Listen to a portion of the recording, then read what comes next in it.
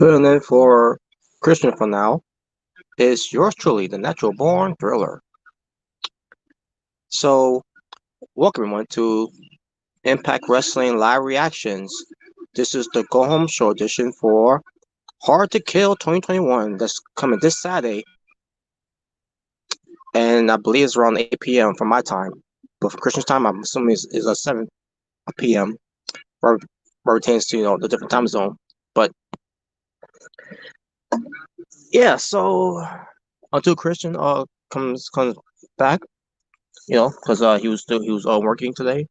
He'll be here a little late, so I'm here filling in for him until he gets here, and we're gonna wait for a couple more of the panels to come as well. For going to show up. In the meantime, they're showing what happened last week on Impact Wrestling and on AEW Dynamite. First, they showed Eddie Edwards the whole thing with Sammy Callahan, Alicia Edwards, and Ken Shamrock is whoever. But this one, AEW Dynamite New Year's Smash from one. The Good Brothers from Impact Wrestling invading to beat up on Moxley and all that.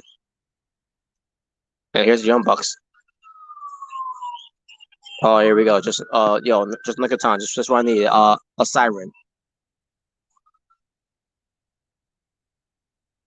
And here we go. The introduction, the video intro of Impact Wrestling. Also, folks, this will also be, after the fallout of what happened this past Saturday of Impact Genesis. That was on Impact Plus. I watched the show. I did a live reaction to it. Not the type of live actions I expected to do, but it is what it is. Where it pertains to my situation. But I'll talk more about that when I do the in review of it when I get a chance to. I haven't got a chance to do the review of that either. But as far as the show was itself, pertains to Genesis, I thought it was a good show. A lot of good matches on the show. Obviously, it was a good show overall. Just despite Josh Matthews' commentary being boring as usual, but that's another story. So yeah. And the show right now is kicking off with Taya Valkyrie. It's going to be Taya Valkyrie going up against Kimberly, I'm assuming.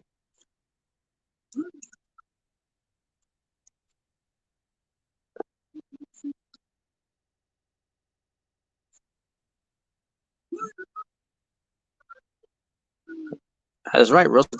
They're out there with Taya Valkyrie. Speaking of Rosemary, she will be also having a match later on tonight against Tennille Dashwood, who will be accompanied by Caleb with a K. Now, I don't know if Taya Valkyrie is going to be part of Rosemary's match later on, but we'll see. Bring some more potential her being in her corner.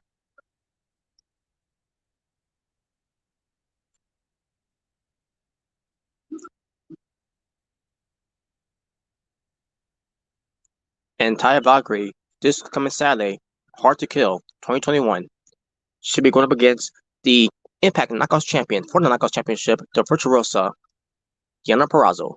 Speaking of which, here comes Deonna Purrazzo alongside with Kimberly, who's going to be wrestling against Taya Valkyrie right now.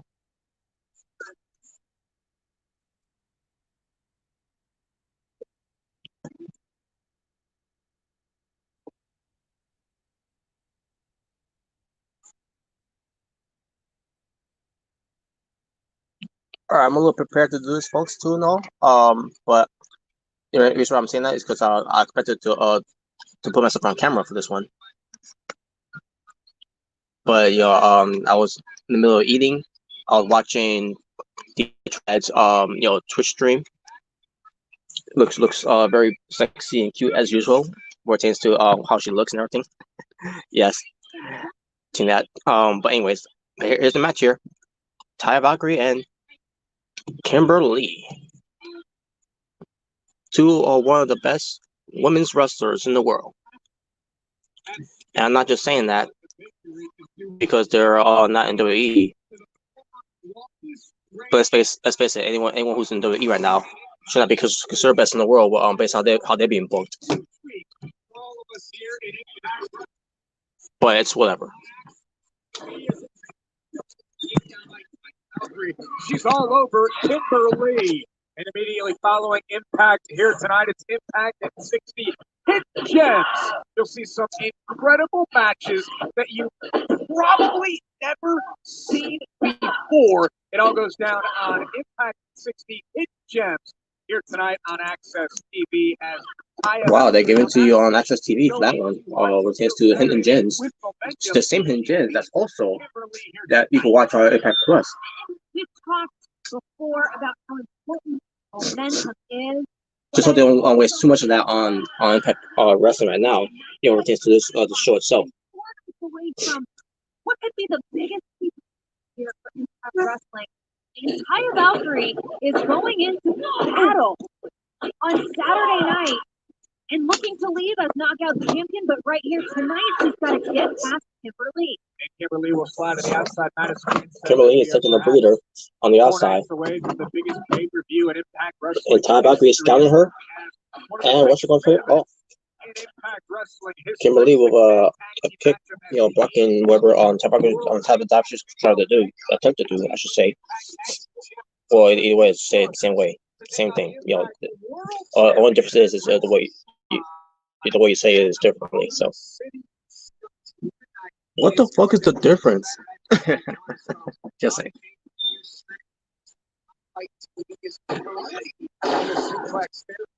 Speaking of which, folks, rotates to me saying, what the fuck is the difference?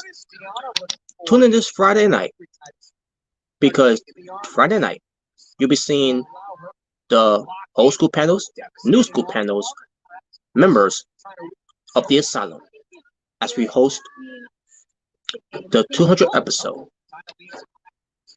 Hopefully you all will be there. Just to the little plug there. Knockout that she steps into the ring with, but I think here tonight, more than watching what Taya's shoulders down, Taya Valkyrie. More than watching what Taya's doing, Yana is making. All right, I didn't get. I get a chance to the chat room. So let me see the chat room here. Christian says I'm gonna be late to the show. Yeah, I'm gonna see ya in a bit. Okay, yeah. And someone named Lane saying boring. Yeah, and yet you're still here watching us. So thanks for the view.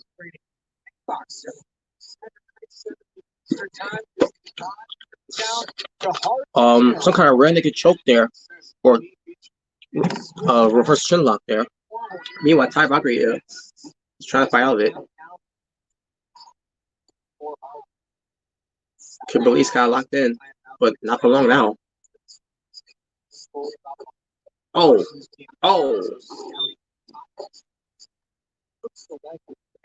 There we go, a kick out. A pump kick there by Kimberly, taking on Taya Valkyrie, the number one contender for the Knockouts Championship title at this Saturday against Fernando Perazo. Hard to kill. And by the way, too, I think, you know, if Christian is available, maybe the Asylum will be doing a live reactions to Hard to Kill this coming Saturday. Speaking of Hard to Kill, tune in after the live reactions because we got plenty of topics, including giving our preview predictions on Hard to Kill 2021 with some loaded up cards of Hard to Kill by Impact Wrestling. What she is up against this Saturday. Taya Valkyrie taking a lot of punishment from Kimberly as she goes for the hook in the leg for the cover, and one gets it too.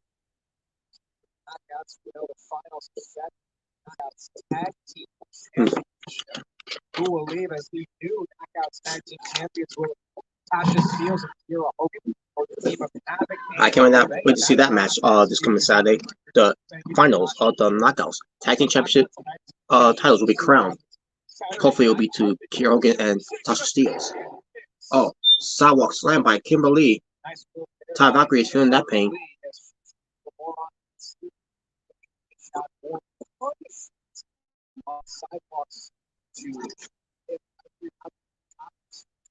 Kimberly from the top rope. Small time. Oh, but the knees off. Taya Valkyrie. So all that time that Kimberly took allowed Taya to come up with the counter. She needs to make that comeback that she's looking for. The momentum has shifted.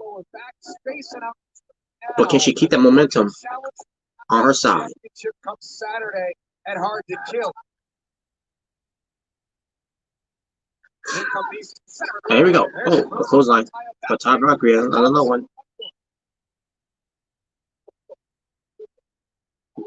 Levis chops. Oh my god, her chest turned red there. Kimberly is. Oh, a spear. Not the one. That was not the type of spear that she's looking for, but still connected and only gets it two.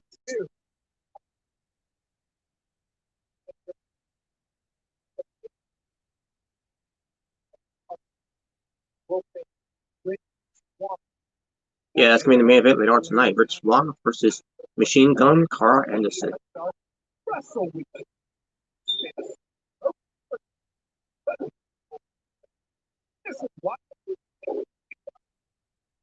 Oh, Ty Valkyrie. Got the legs locked up. Got two of Kimberly's arms. And curb stomp. There's no comeback from that one.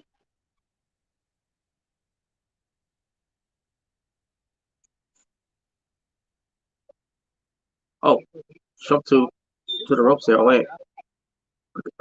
There's some tension there with Deon Purrazzo and Ty Valkyrie. And wait a minute, that was enough distraction for a German suplex delivered by Kimberly with the bridge and a kick out.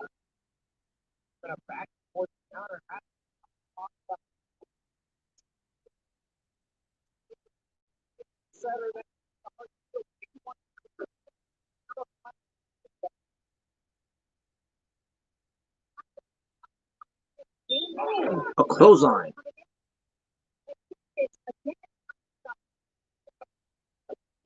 Oh, right into the second turnbuckle there. And Ty Valkyrie smashing her head on the turnbuckle. Pump some adrenaline rush for the Meteora. Right into the corner.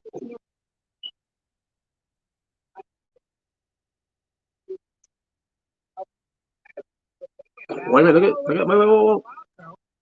By the sister, Deon Purrazzo grabbing the arm to have Kimberly to grab the ropes for break up the cover. And Rosemary saw that too.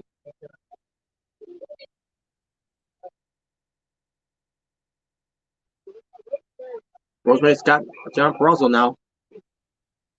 What the? It's Susan.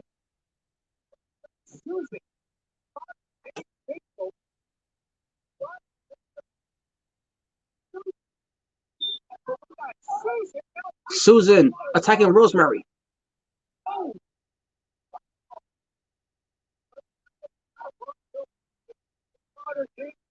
And meanwhile, in the ring, Road to Valhalla by Ty Valkyrie is trying to attempt to do, but it's not working.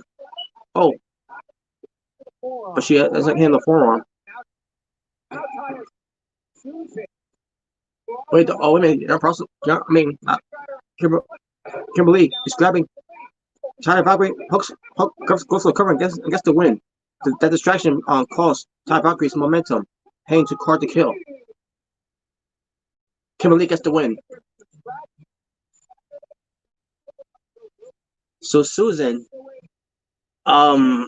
she looks like a lawyer. She looks like a lawyer, but I think the gimmick they're going with her is that she's more like what was that character's name from X-Men 2?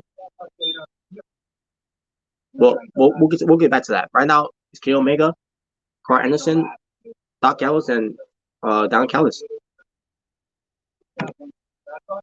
Sorry, hold on, got your hat though. $24.99. Hey, Battle Boys. Look, guys. Seriously. Hard to Kill. Round the corner. There's been a lot of riding on this. I mean, I really stuck my neck out on this. I'm back and forth. Two companies putting this together. Kenny Omega, AEW World Champion. We're going to be in Jacksonville on Dynamite tomorrow night. Okay? We don't need any distraction. What we need is a victory. We need momentum result going in for Hard to Kill. So I'm not going to sit here and work out because I know you're too smart for that. Okay?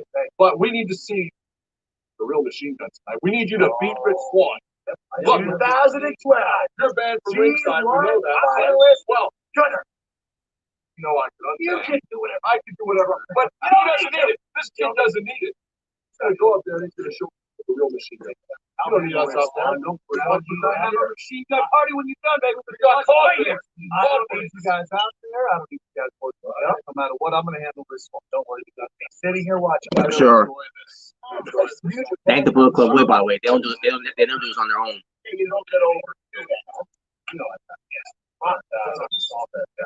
Gotcha. You got you. Well, I'm gonna take a break right now, folks. So I'll be right back.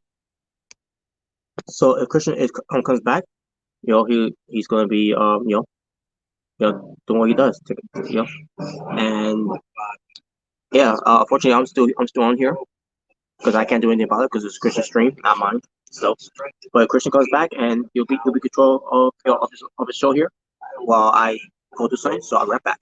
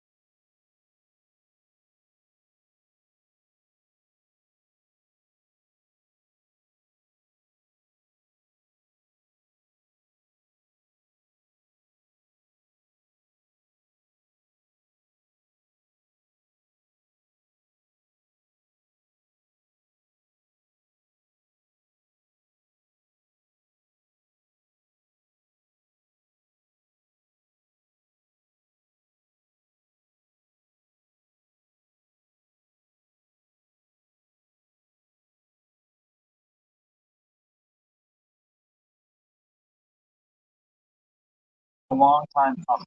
For the first time ever in a single match, Darby Allin versus Brian Cage for the TNT Championship. Speaking of Brian Cage, Tony, did you know Brian Cage is a former Impact Wrestling champion? I'm genuinely shocked. I did not expect you to know that. Nevertheless, Brian Cage tomorrow night is the biggest opportunity of his career. Speaking of Impact Wrestling, John, it was great for the Good Brothers to show up on AEW Dynamite. I really enjoyed it, and I'm not sure what's so good about them. And actually, Tony, I don't even think they're real brothers, but they do have a following. So Impact Wrestling, congratulations, because you did at least one thing right in 2020. So Impact Wrestling, feel free to send the Good Brothers, Don Callis, anybody you want. Tomorrow night, AEW New Year's Match Night 2. Tomorrow night, we are going to start. Well, I ain't fall for this crap, folks, because now here's the thing: we expected the Good Brothers to show up, eventually because of the relationships with Kenny Omega. But anyone else with Impact Wrestling, I got that. Sammy Callahan. A rivalry renewed. The lives of Eddie Edwards and Sammy Callahan. Sammy Callahan is trying to get the career of Eddie Edwards. Heart and soul at wrestling. Eddie Edwards and the draw Sammy Callahan go one last time. Violent, in the most bloody, in the most brutal match of Impact Wrestling history. Barbed wire massacre. Oh shit! Barbed wire massacre. I should have seen that coming, by the way, because they were showing Sammy Callahan with barbed wire. They had with him, and the TV monitor behind them, from the background of Abyss and Sabu of their barbed wire massacre match from the original TNA days. And I should have known too, because the barbed wire pertains to Alicia Edwards. Was locked in, by the way. The barbed wire that was used on AO's last week. I was not thinking of anything like that, but holy shit. I've actually taken that. Listen, Eddie Edwards doesn't know what's coming.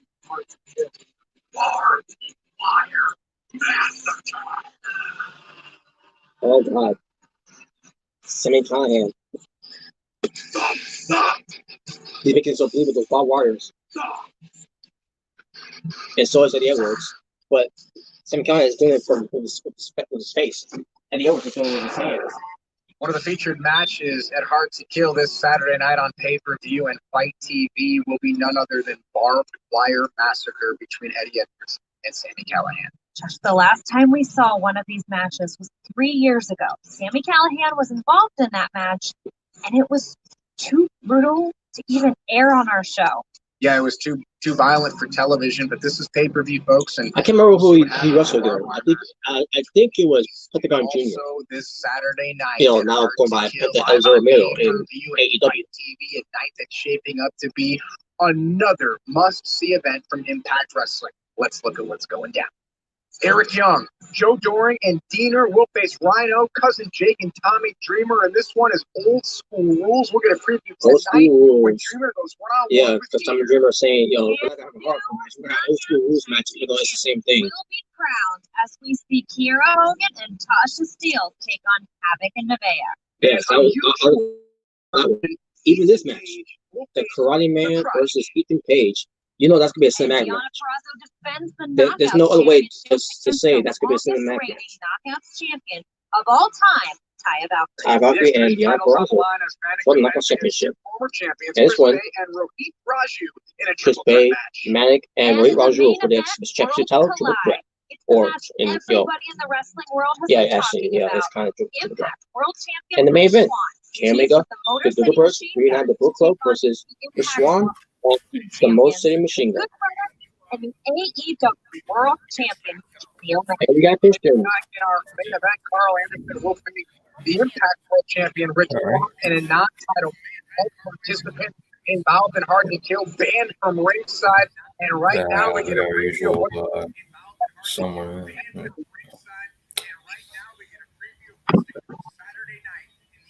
All right, here we go. It's this tag team match. Chris Bay and Rohit Raju versus TJP and Manic. Okay. Yeah, you heard me right, folks. I can't see how they pull this shit off.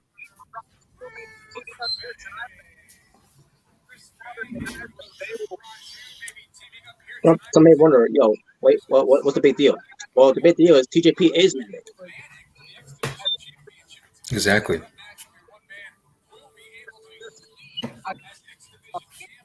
Let's see how they pull this off, though. Yeah, let's see how they do it.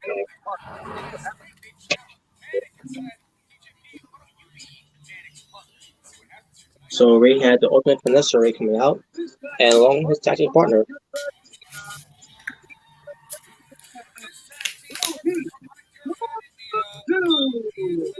The Desi Shitman, Raju.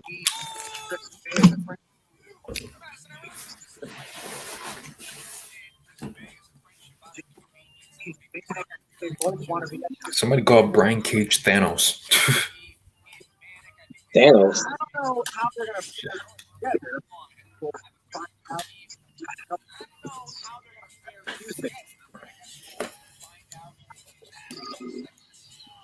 Well, here comes Manic.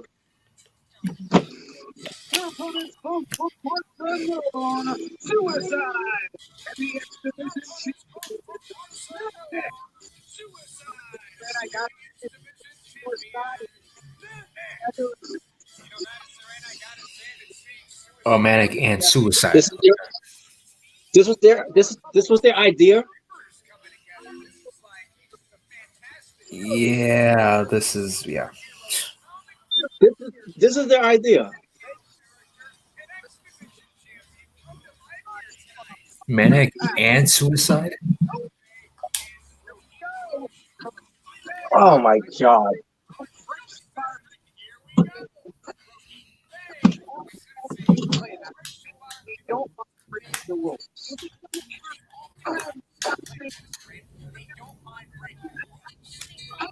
Well, obviously we know that Manic is TJP. And as far as we don't know who Suicide is.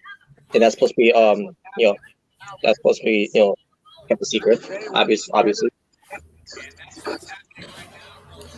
Well, maybe it's Christopher Daniels.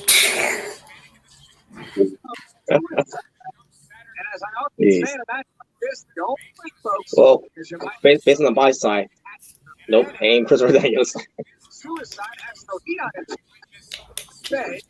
Yeah, if he was still on Impact, they probably try to make that work. Yeah.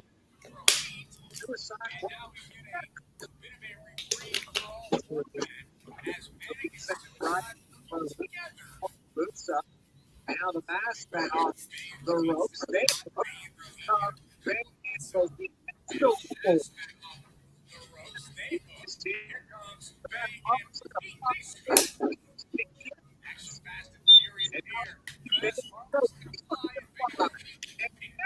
They're both in the ring.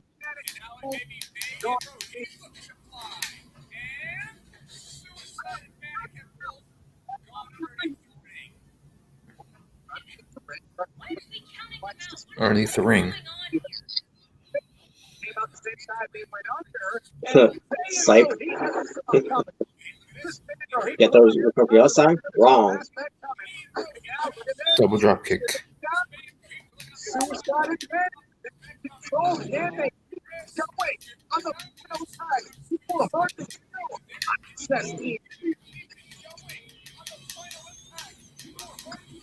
Alright. I'm gonna mess up a little bit.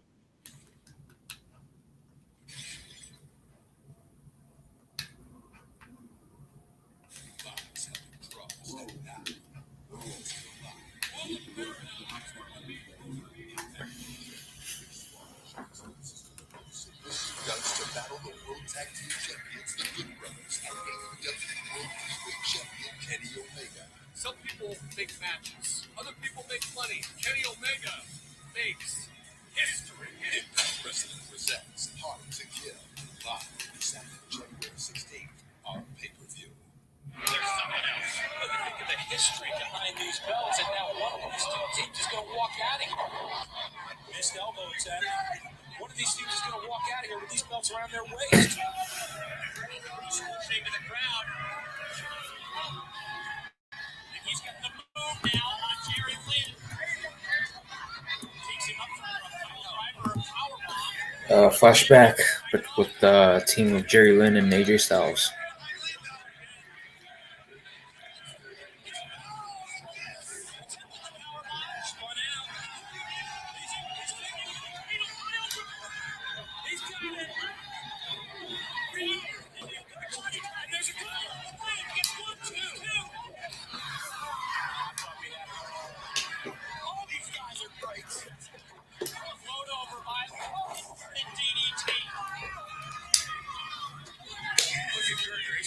Himself out there. Referee putting in the count. Both Bruce and Jerry Lynn. Gotta get AJ. It's coming. Both men need to tag their partners. They look looks like he doesn't care if he's going to get in here and he can get this tag if he wants to make a difference. And Jerry. Series of clotheslines. Just one.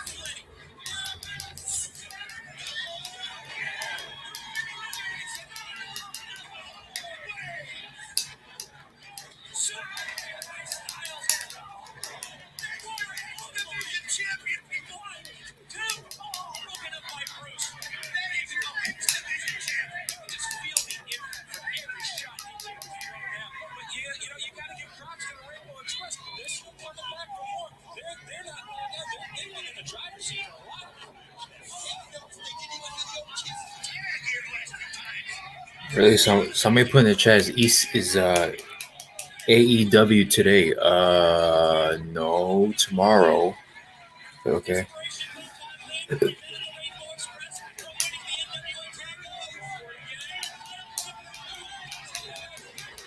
China is suicide? Nope.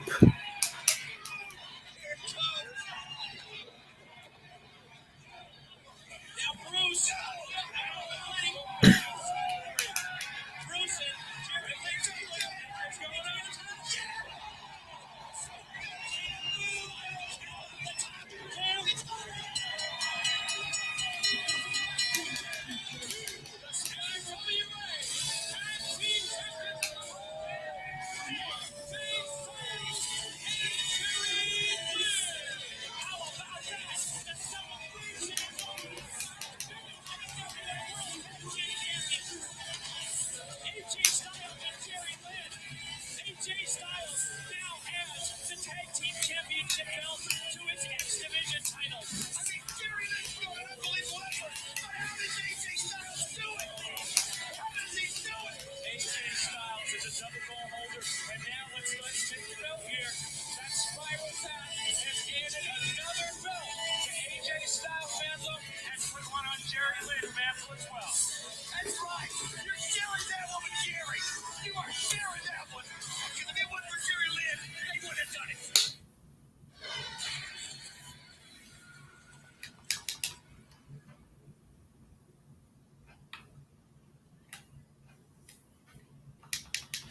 Welcome back to Impact Wrestling on Access TV. It is tag team action. The X-Division champion Panic in the ring right now with Chris Bay, one of his challengers for Saturday night in the triple threat match for the X-Division championship at Hard to Kill. The other challenger is Bay's tag team partner, and right on cue, here he comes, Rohit Raju. Panic teaming with Suicide here tonight. It was Bay and Rohit that challenged Panic through TJP. TJP said, I don't think we're ever going to see me team with Manic. We just don't get along. And there's Bay taking down Manic on the outside, Rohit on the inside with Suicide on the final impact before Hard to Kill this Saturday night. Referee calling that off due to the fact that Bay is not legal. Our referee has got his hands full with this match here tonight. He's got his hands full. I have my hands full trying to call all this action. Keeping up with the two guys in the masks. The X-Division championship match. I can never say like, oh, poor Josh. Nobody ever says that. Oh. You have one job to do. Right. So he makes the tag to Chris Bay. Here comes Bay. In off the tag. Now Bay's thinking, should he want to go for a cover? Suicide. We saw the AEW World Champion Kenny Omega with the Good Brothers Carmack, Don Callis on the bus. Anderson versus Swan later tonight. They will be, as you heard Don say, on AEW Dynamite tomorrow night on TNT. The world we live in. As Chris Bay driving knees into the face, the masked face of Suicide, into the corner, and here comes Rohit Raju. And Rohit bringing the fight and the fire. There's Chris Bay. Madison, I'd ask you who you think is going to be Saturday night as X Division champion, but I know you think it's going to be Bay. There's a cover by Rohit and a kick out. Of course I do. All Bay, every Bay. Chris Bay become two-time X Division champion in his career. Here's the one to watch, as voted by our fans of Impact Wrestling. There's a tag, man. Here comes Bay. Somebody put Madison is somehow even worse than Josh. No. First pay-per-view of 2021. Hard to kill this Saturday night off the heels of Genesis this past Saturday night. That's one by Chris Bay. There's a cover and a kick out there and a slide through and Suicide. A big time kick there was Chris Bay. You know, I often wonder if I request a cameo from Suicide. I wonder if I can get it without his mask on. You get cameos from all your favorite stars of Impact Wrestling. Just download the Cameo app today. Head on over to the Impact Wrestling account and just start requesting your cameos. Oh, shot to the back there. Suicide. Oh, by the way, now looking for a front Suicide connect with the what are we talking about?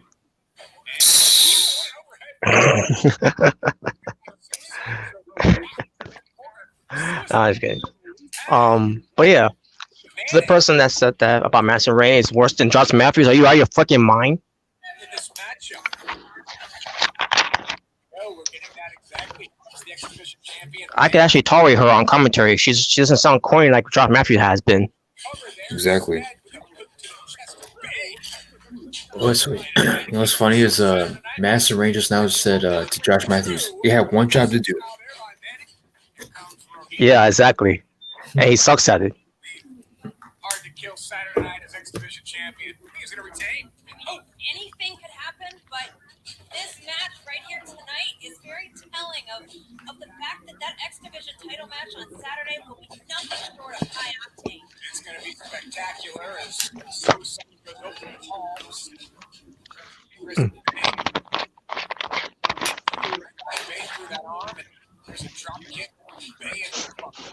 We saw the Super Cup this past Saturday night on Genesis, on Impact Plus. Congratulations to Ace Austin winning the Super X Cup, and congratulations to Blake Christian, who made it all the way to the finals and made a name for himself in doing so. Look at Rohit trying to get to this hold here, trying to break it up, and now Manning's got an abdominal stretch on Rohit as Suicide had the octopus on Bay. They locked hands and Rohit pulled Bay out of the hold. Again, I say they don't have to be friends, but when they work, People are just saying it. People are just putting in chat, like who's Suicide. Mention our main event tonight. Carl Anderson goes one-on-one. We don't know, to be honest. Rich Swan, which one of those two men will take the victory? Yeah, somebody put. For their teams. So I put Jimmy Snuka Suicide, Melissa Suicide, Rewrite history when he faces Matthew Palmer tonight. After Palmer Tony Khan Suicide, challenge last week, thanks to Willie Mack. the Big Show Suicide. No. What the hell? Night is being retarded. Just throws his head back in the face of Manic. Jumping knee by Rohit. Oh, he's trying to unmask Manic. Off the ropes. Instead, he's going to try to unmask Manic. He is Of course, somebody put Hana Kimura. Of course.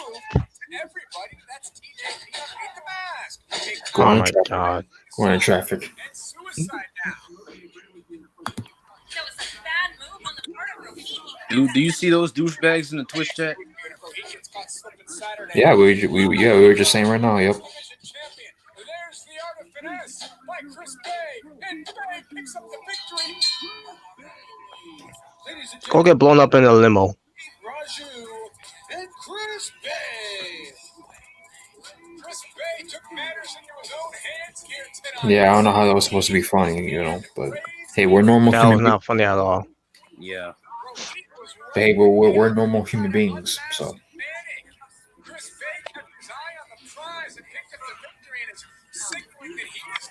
So I like Impact, but Josh is the worst commentator.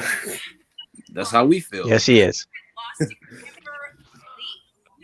Oh yeah, so Ty Valkyrie and Kimberly opened up the show, with a match. It was decent.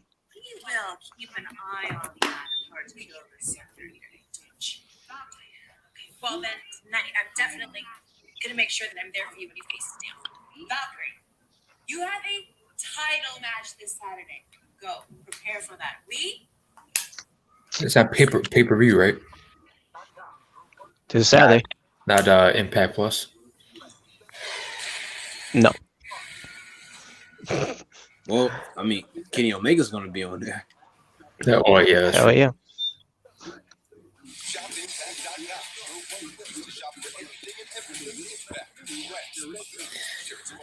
I'll be available Saturday. Well, there you have it, folks. He is available. And so it's tomorrow night. All right. Yeah, fuck work.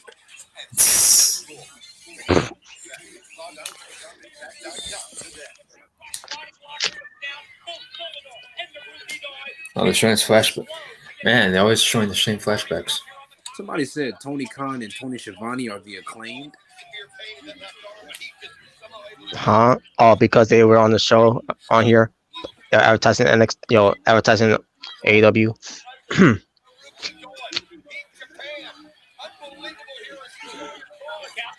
The Acclaimed.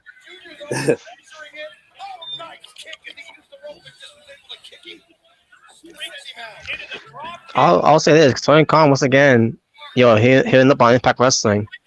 It's getting kind of awkward now.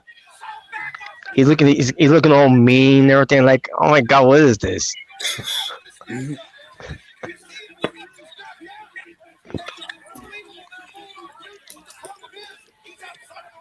But I guess so that's something we have to expecting every week on Impact Wrestling. Why don't they show Elevation X from with AJ Styles and Rhino?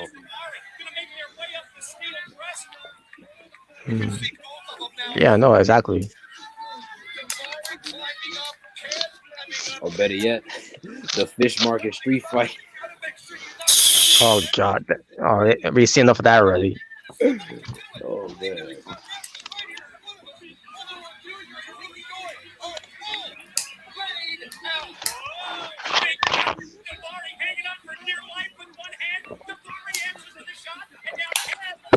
Both Bagwell and Suicide. Stick with Ron Brady.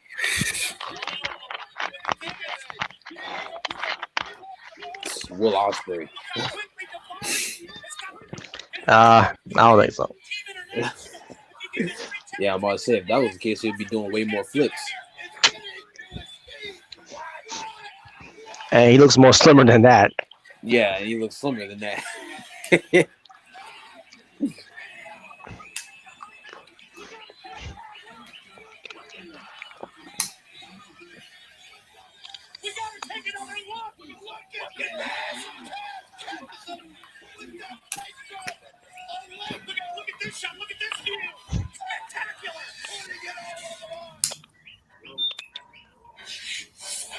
My body has been beaten, broken, shattered, setbacks.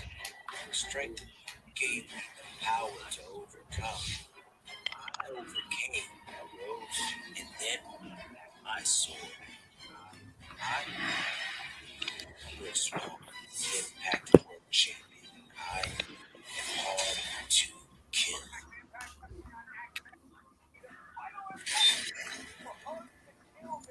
Vince Russo was Suicide.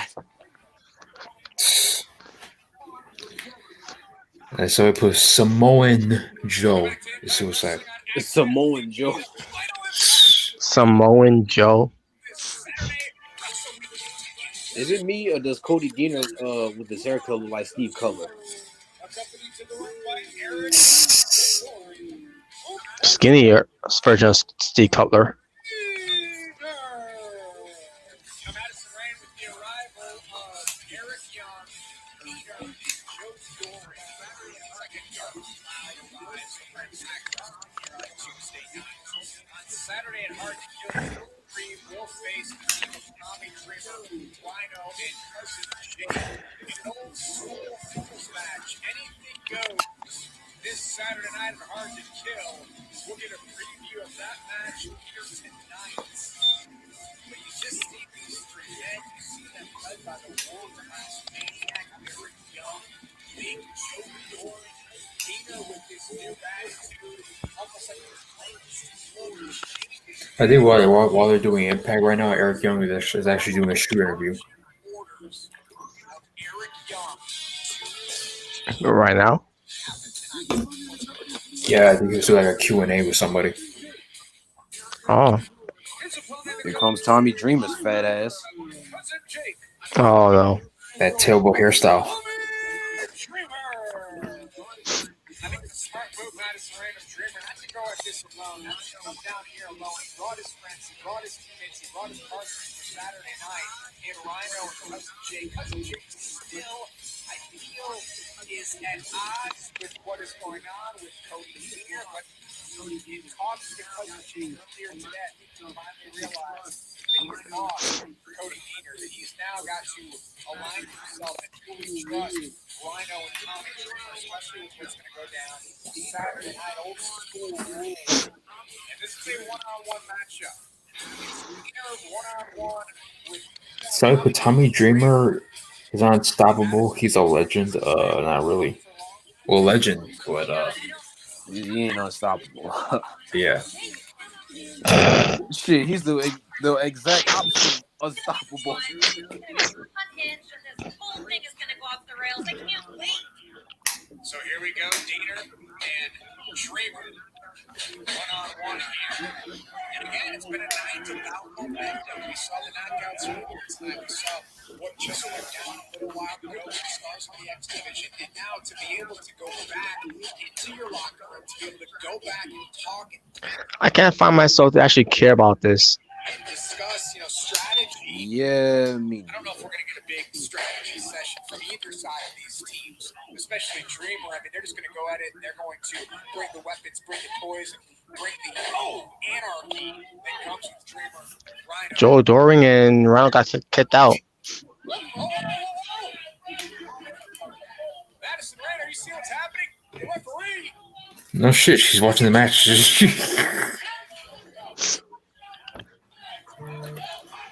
Oh, what job Matthew say? I think he said something like, "Oh, Madison, did you see that?" It's like, yeah, she's watching it. She's sitting right next to you. Right. You already saw Rhino leave. So Doring and Rhino ejected from this match. Ejected from the match. But remember, Eric Young and Cousin Jake are still out here because they have yet to get physical and interfere in the match. You say yet, you're expecting them to get involved and expecting them to be, you think, ejected from ringside? You think a one-on-one match? That's not going to happen Saturday. Saturday, you're going to get 6 guys in old school rules battling all over the place. Yeah, but I think here tonight, Steve, we're seeing it right here. Cousin Jake, he's not over the fact that the brotherhood, the bond that he had with Deaner is gone. I mean, they're family. They're cousins. Each other their entire lives. And, well, now Eric Young got involved. The former world champion, world-class maniac got involved, but the referee didn't see it. He was admonishing Deaner. And now Deaner trying to twist the head off the body of Tommy Dreamer. Dreamer trying to create some separation. He was shot to the midsection. Deaner looking for any revenge that he can get. Put on reversal by Tommy and a clothesline. There's a big shot there, and Deaner on the ropes. From a couple of quick jabs from Tommy Dreamer, and he's looking to tee off on Deaner, who goes, not sure if that was low or not, but it was right there, and now goes out to the eye. So Deaner is doing everything he can here. Tommy spins out of the Diener DDT, drops the elbow, and runs short of that one. Diener back into the corner now. Cousin Jake is right there watching, not getting involved. Diener looks down at his one-time best friend and drives. Oh, Tommy got the boot up. What was that? To the floor. Will Cody Diener fight the urge? Will Cousin Jake fight the urge to attack his... Oh, wow. Oh, yep, just beat his ass. Well, glad the match is over now. Because this match didn't matter. Did you see how he took the boot? Yeah, like, the fuck was that? Yeah, he took the boot, and then he, like, moved those so awkward, and then he went under the ropes. Or under the top rope.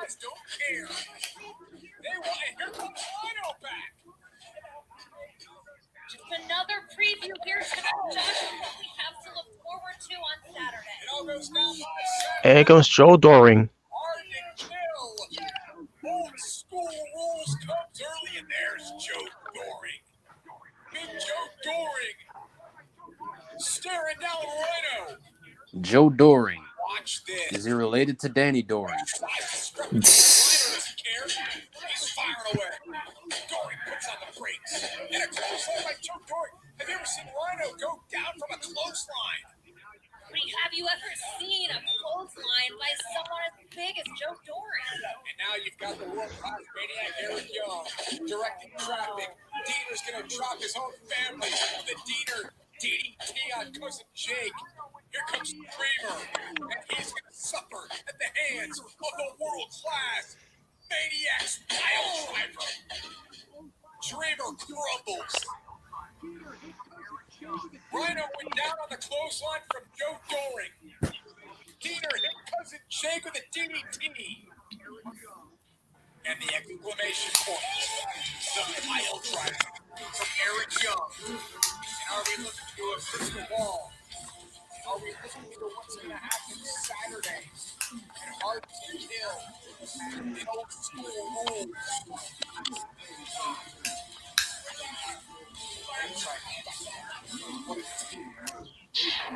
Impact Wrestling is bringing back the Knockouts Tag Team title sheet in January, live on pay-per-view, and card ticket.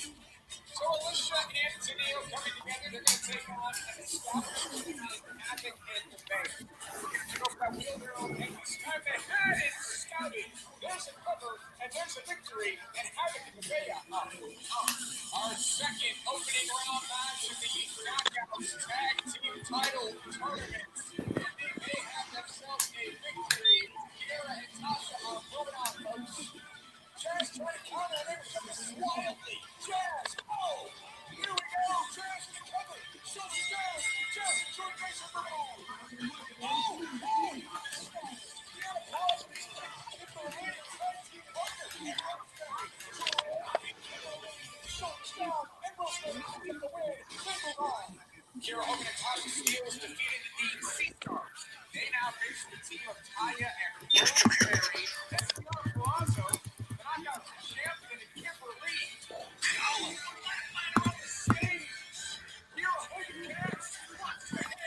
Somebody put Tommy's hair makes Raven's hair look good.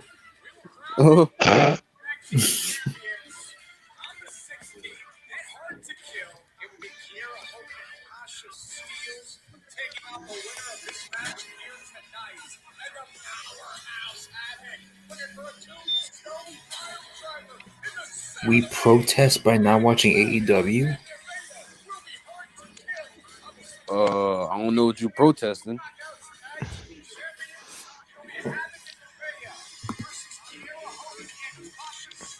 Yeah, they're watching AEW to begin with. Right.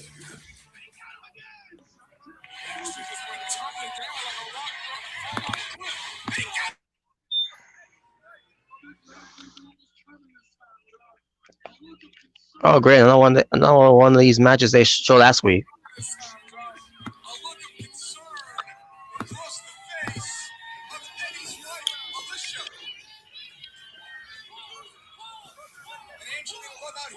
Yeah, they showed this already. Back when Eddie Edwards was bearable. Yep. Mm-hmm.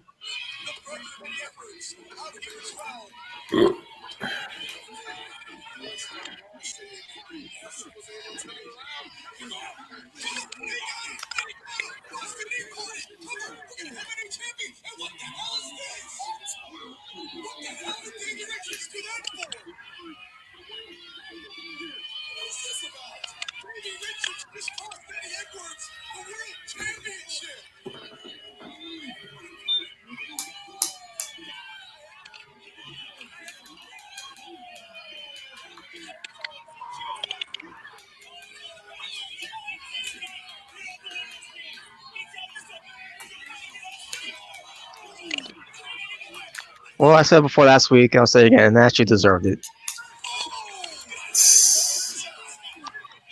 Ashley found her annoying anyway, so she had to get punched in the face.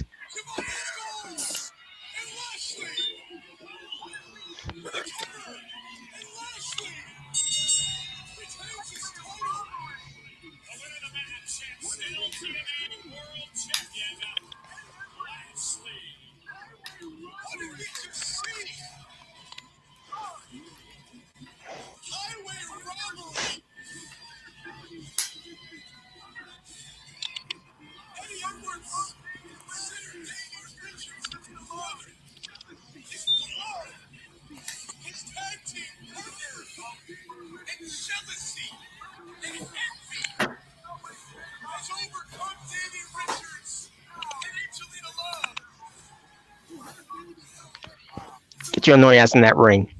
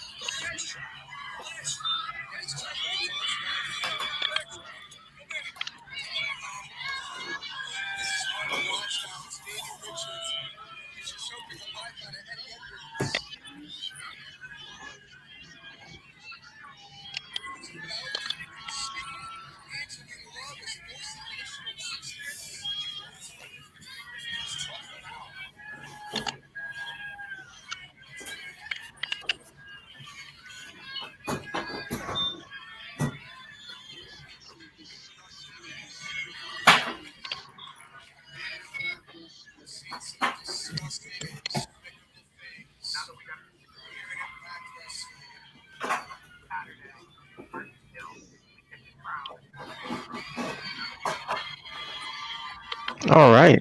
The Knockouts Tag Team titles. I really hope Kira and Tasha win. Me too.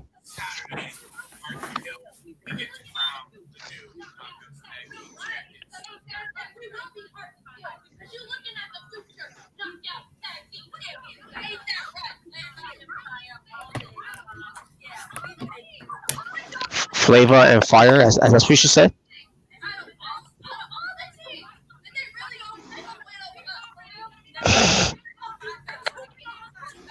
Somebody said, "Are these Hulk Hogan's kids? What the fuck do you think?"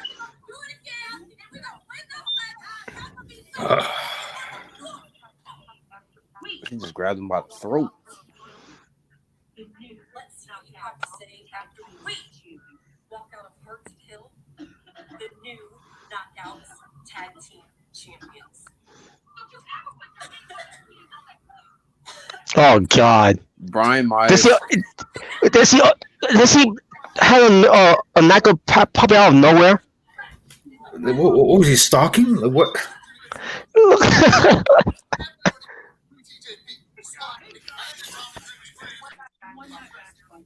By the way, Tasha looked like she was trying not to smile. Have you guys noticed? Yeah, I know. I know that too. I kind of can't blame it because if somebody's having you by the throat, like it's kind of. Oh, I guess she likes being choked.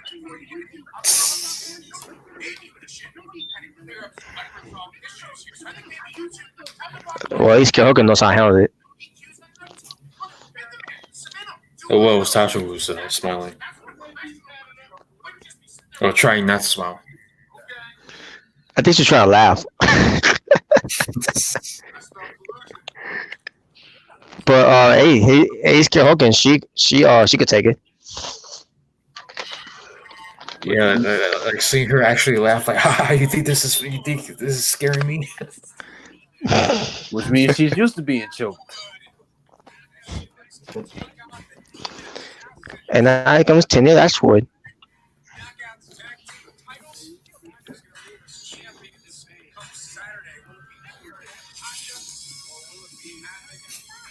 Yeah, Tenille, the woman we see every 5 months.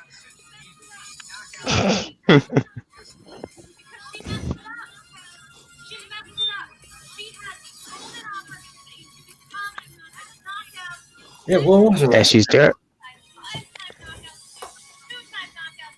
Say again. I was gonna ask her, like, what was her last appearance? Well, did she return? Let's see. I don't know if it was during the Bill for Glory or whatever, but yeah, she's been back. Yeah, but she's been gone for that long. Since the pandemic. And she hasn't been back since until finally she came back. And I guess now she's making up the time that she missed against Rosemary. That's right.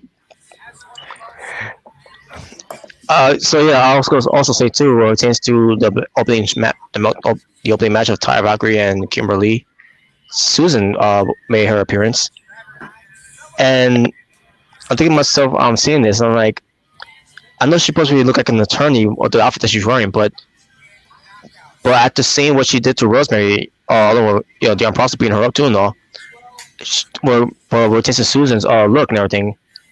She got that vibe of someone from X-Men 2.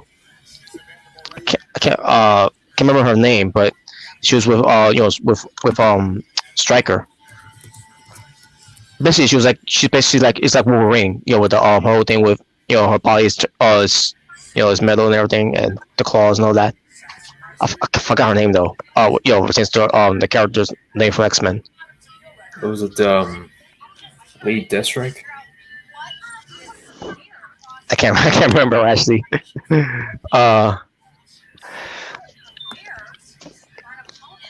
Jesus Christ, where's my phone? Holy shit, it's freaking hot. Yeah, I think you're talking about Deathstrike.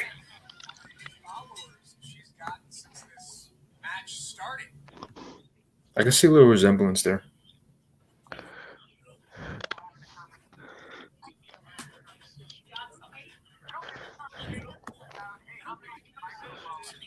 A handshake? I don't think the conversation is about, hey, how many new micro brawlers are you going to purchase from shopimpact.com? I have collected all of them. Never trust the demon assassin.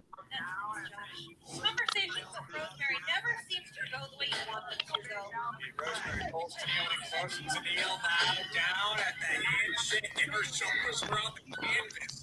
And Tennille may now regret ever stumbling upon, and as she put it, knocked out the door. Damn. Plus like a rat dog. Last week here on Impact Wrestling on Access TV. Now it's a sick throw. Is down, and Rosemary's having a good time.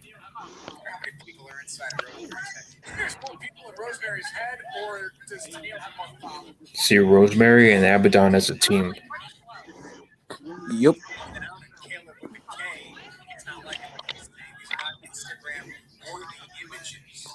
LOL, Madison, no selling Josh. When's she ever? Yeah, when's she ever? 4 nights away. Hard to kill live on the pay-per-view. Don't here tonight.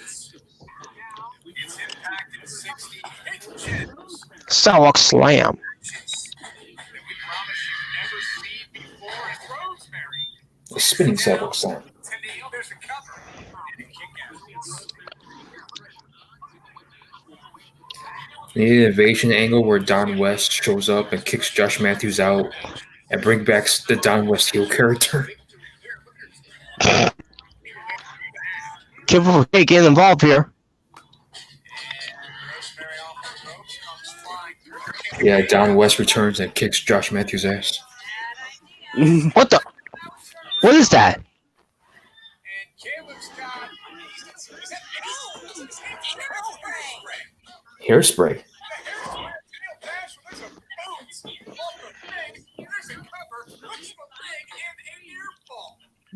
Wow, I was gonna say if she blew with hairspray. Giant bottle of hairspray and Carries around a satchel, and there's probably lots of stuff inside there. Including hairspray. You never know when it's going to need some hairspray. Or Caleb. And Rosemary, she's still got to be blinded by the hairspray. There's a cover by Tenille trying to put the outside leg, and Rosemary's able to kick out at 2. Perhaps not even able to see. moments like that, what we just saw, what Caleb did, I'm sure Rosemary is regretting her decision to not have Taya out here. Well, again, she told Taya, I got a championship match come Saturday. Caleb with taking something. Go get ready for your championship match. We'll be ready. We'll take care of Tenille Dashwood here tonight. Probably wasn't expecting to get sprayed in the eyes with hairspray. Ooh. Oh, whiplash. Yeah, I was gonna say if that's the end of the match where Rosemary gets some hairspray on her face and all of a sudden she gets pinned. That would be great.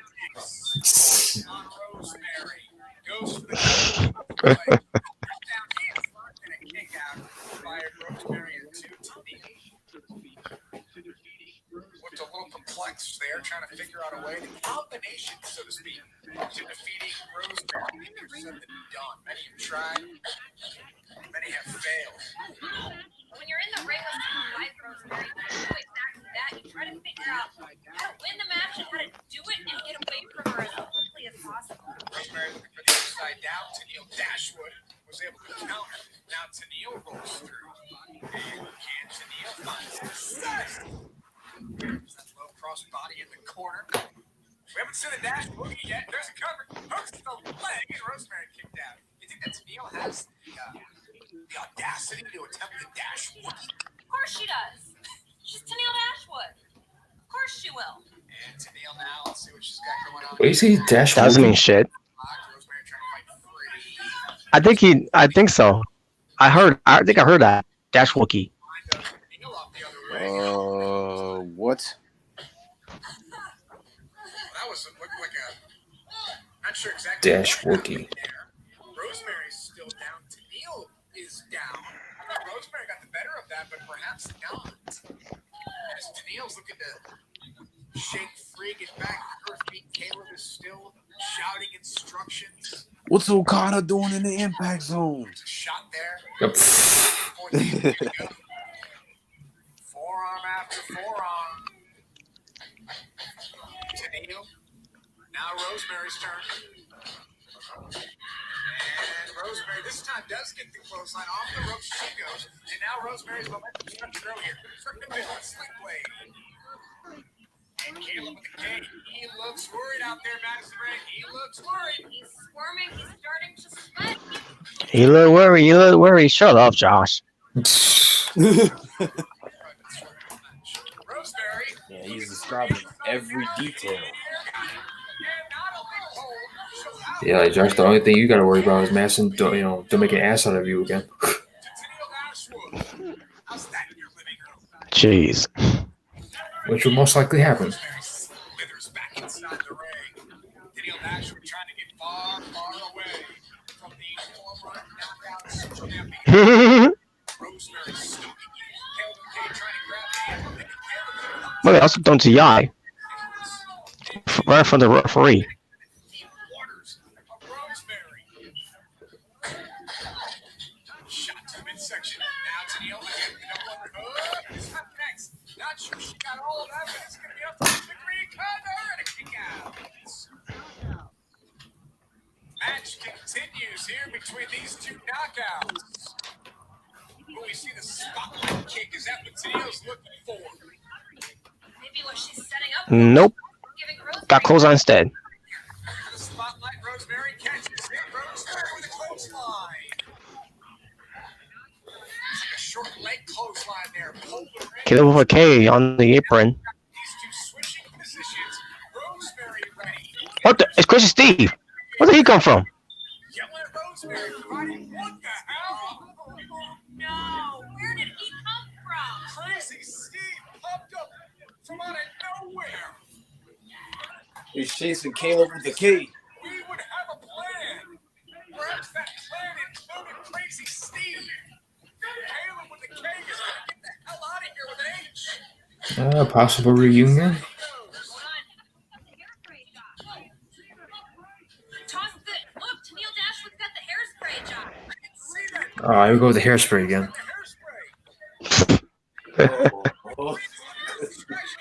Oh, that's spoiled. Tennille Dashwood.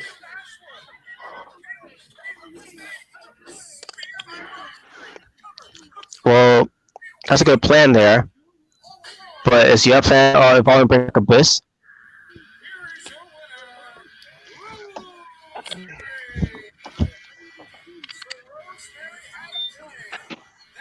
Now a bunch of DK comments now.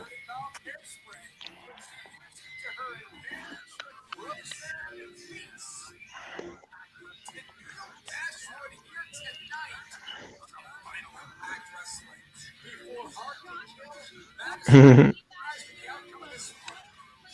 shocked to see Crazy Steve out here, but what a plan Rosemary devised, knowing she'd be in. All right, Rich Swan.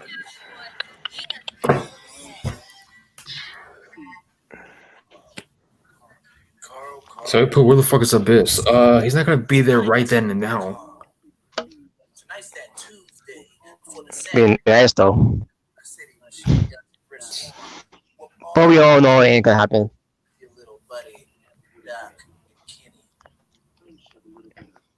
So we're gonna have a little bit of friendship, a little bit of partnership. We're gonna be in a cute playing field, 3-on-3. Kenny, banned from ringside. Doc, banned from ringside. Alex, Chris, they banned from ringside. Mano y mano. Knuckle to knuckle. Nose to nose. Chin to chin. Man to man. We gonna see what's up. Black skin to white skin. A little queen. You can go to a part of us. Look your friend dead in the eye. Pop a top if you have to, just to ease the pain. Tell them, it's Saturday, boys. We're gonna get our asses kicked. Just remember, we rocking like that all night long. Can you handle this?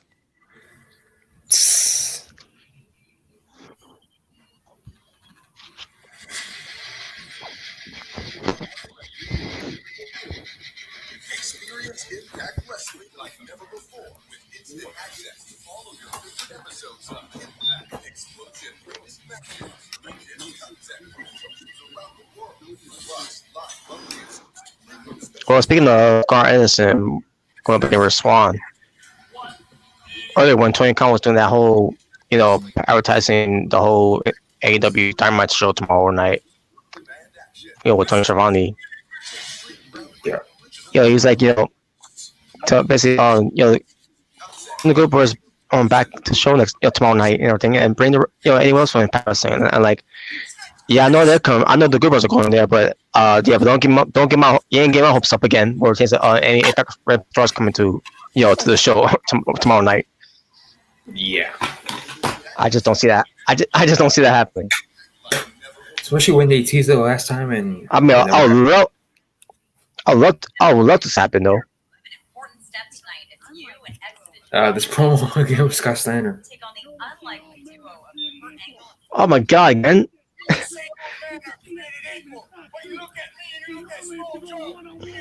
Scott Steiner did not just do one promo in his career or Impact career. So you got 25% at best. And you add Kurt Angle to the mix. Your chance of winning drastically go down. See the three-way at sacrifice. You got a 33 and a third chance of winning. But I got a 66 and two-third chance of winning. Because Kurt Angle knows he can't beat me. So Small Joe, you get 33 and a third chance.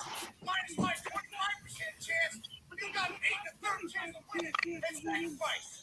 But then you take my 75% chance of winning. If we used to go one-on-one and add 66 and two-third chance, I got 141 and two-thirds chance of winning at sacrifice. Scott Steiner should have added to that math, which he wouldn't, but all the times Kurt Angle has beaten him and how many times Samoa Joe's beaten him.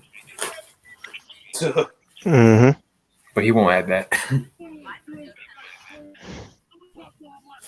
Because you're fucking up the equation.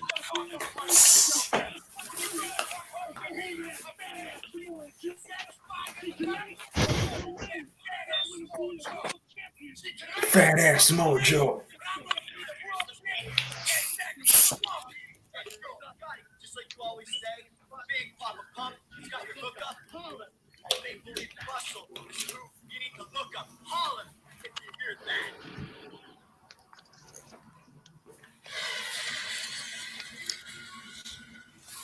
Do World Order.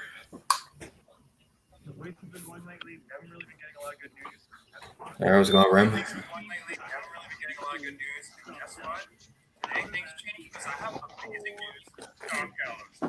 of action 4 6 weeks. Somebody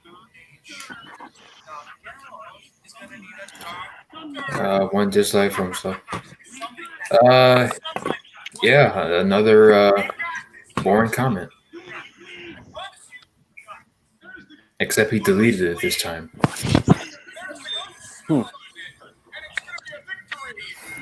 But I still got it saved.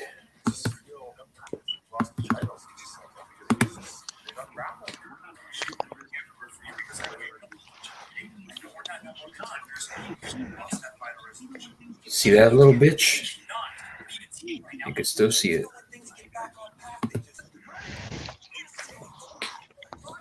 So you can't really undo what you did.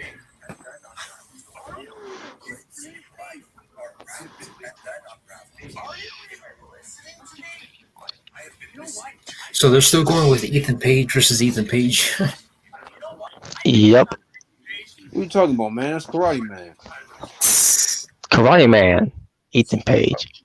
Oh, I'm sorry, Karate Page.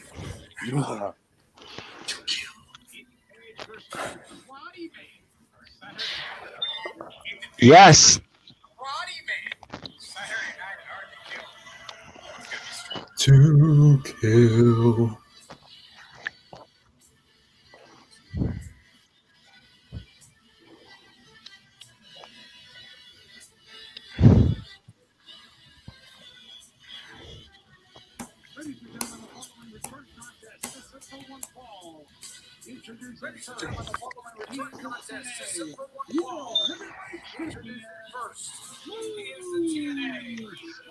Heavyweight champion Moose.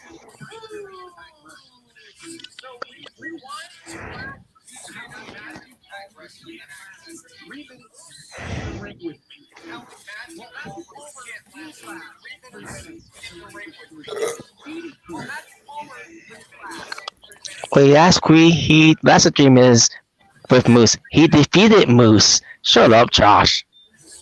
It wasn't a clean defeat. Exactly. There's really nothing to brag about. Acting like he pinned him, like he made an upset. Well, bottom line is, this quote unquote wrestling god still lost. Yeah, let's see what happens tonight. This time there is no time limit on here. Yeah, he loses again. That ain't gonna happen.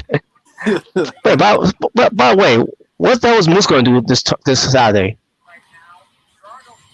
Yeah, the TNA champion.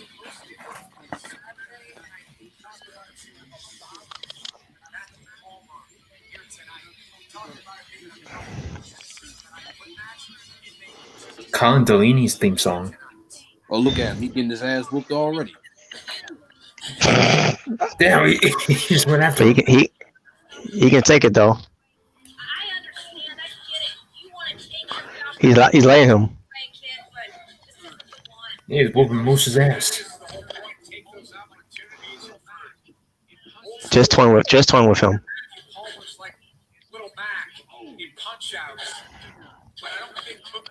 Oh. Is going to be open. Figured out here. There's no combination to defeat Moose.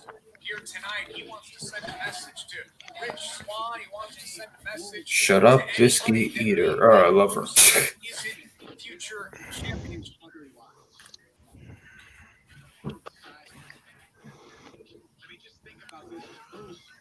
Beal. Okay, my thing froze.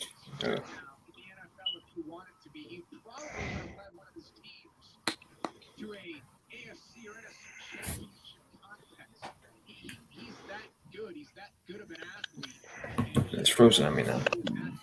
Damn, that was a hard Beal.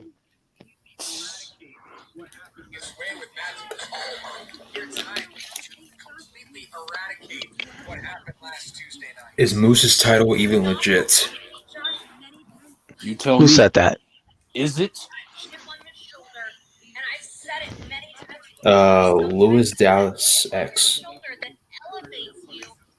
Damn right it's legit, because he's a wrestler. It is legit. Look at the belt. It's got a white strap on it. It's got the gold, original TNA title. They dug it out the trash. What the hell? Oh, so it's not legitimate. Okay.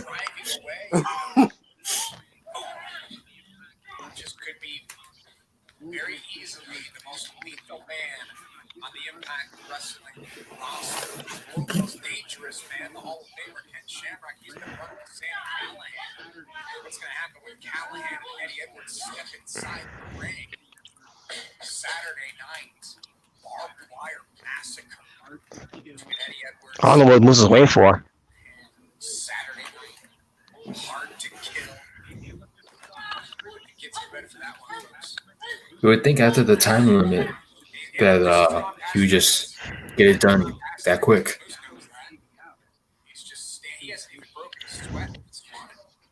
Just get her done.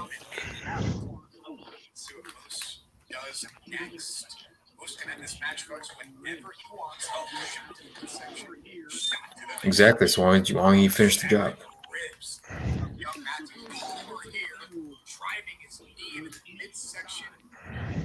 This is the most that everybody knew. Side. This is the most that everybody knew was lethal, deadly, violent. Because Moose is trash. What? Who said that? Remington in the chat. Oh God. Oh, speaking of that. What? Yeah. Speaking of. Oh no.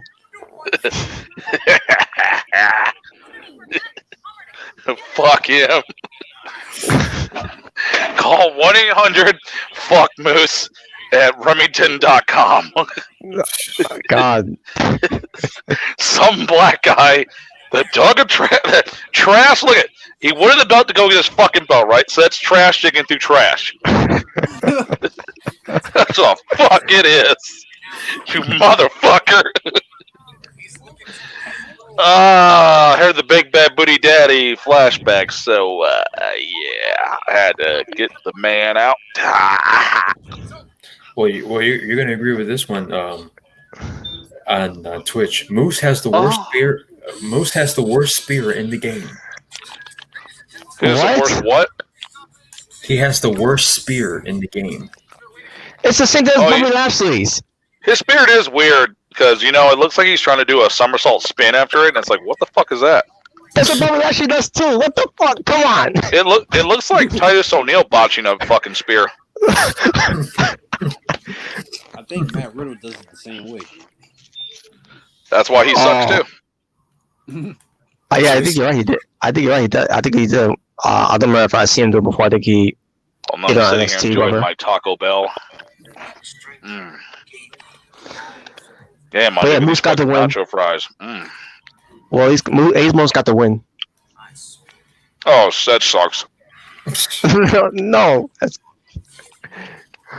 You get beat by Trash Can Man. Well, there's some issues there.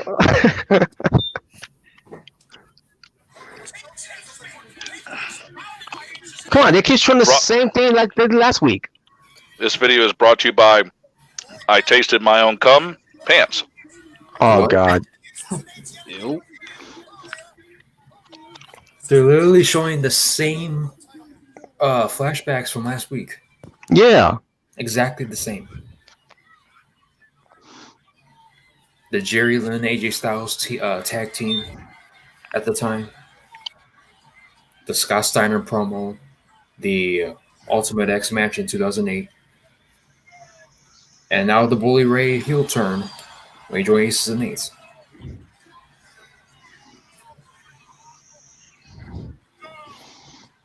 No.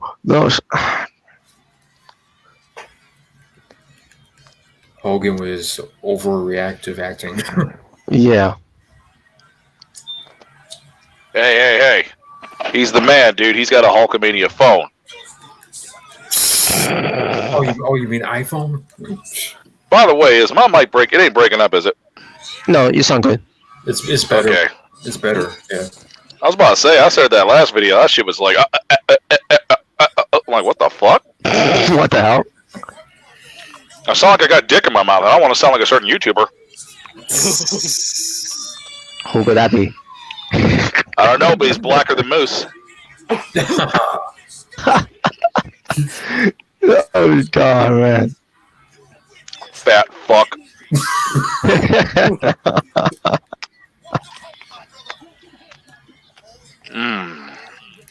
Welcome home, my brother.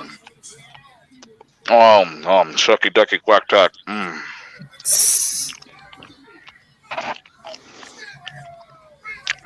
I was so pissed off. I was listening to one of my new ICP CDs and shit, and they actually said that in the album. I'm like, oh no, don't say the Booker T shit. Oh no.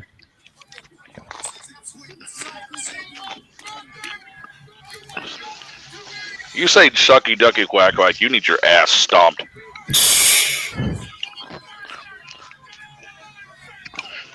Stomp them in the nuts. Stomp them in the nuts.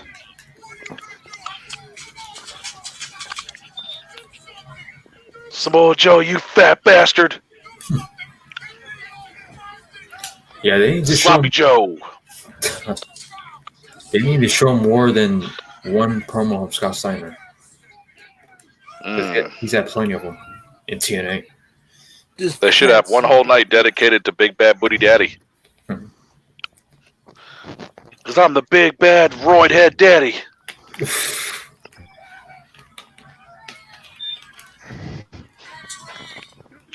AEW Impact, how dare you?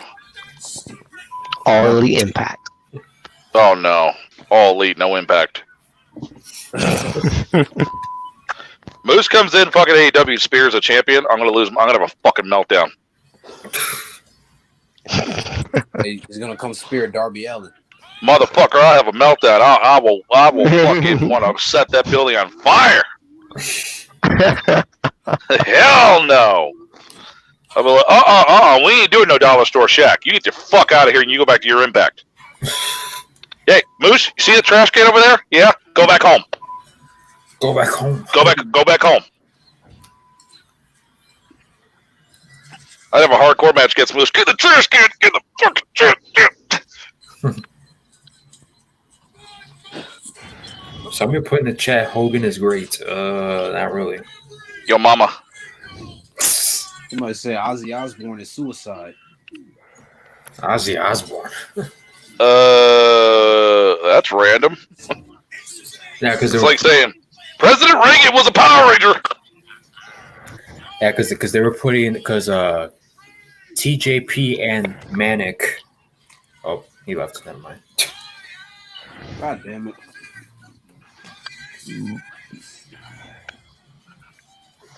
I miss Mr. Santos. I miss her too. I miss her chicken face. She's been gone for the past 2 weeks.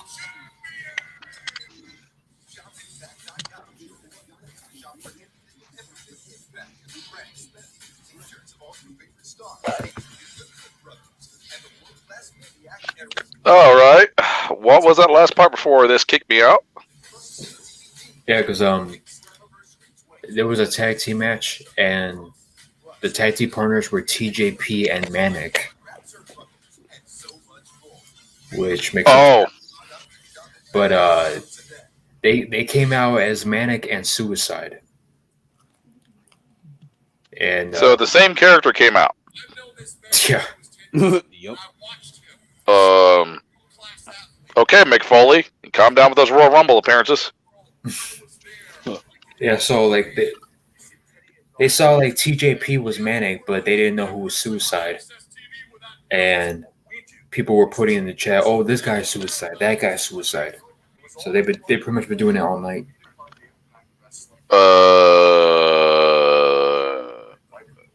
Okay. I think those people have had way too much internet for the day. I was like, okay, but it's like, we get it. This guy's Suicide, that guy's Suicide. Yeah, we know.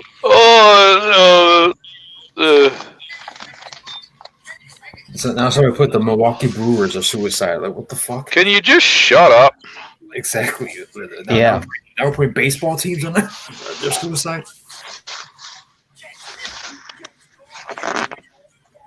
David Hasselhoff. I wouldn't put it past him.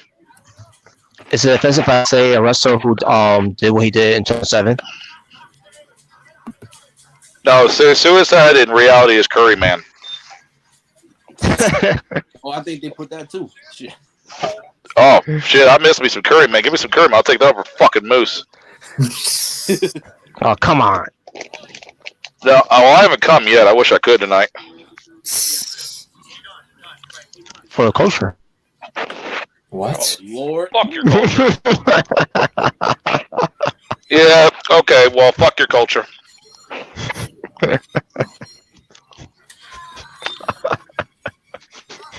By the way, I heard Culture Boy got ass raped tonight.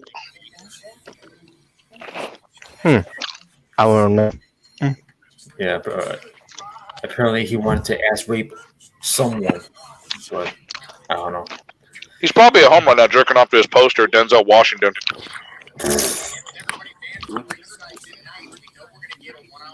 Oh, Denzel! Oh, oh, Oh, no. oh, God! I loved you in Training Day. What about Malcolm X?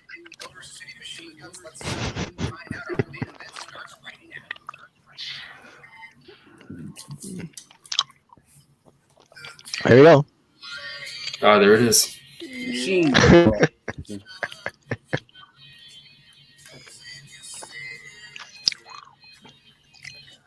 So they went back to that theme song, huh?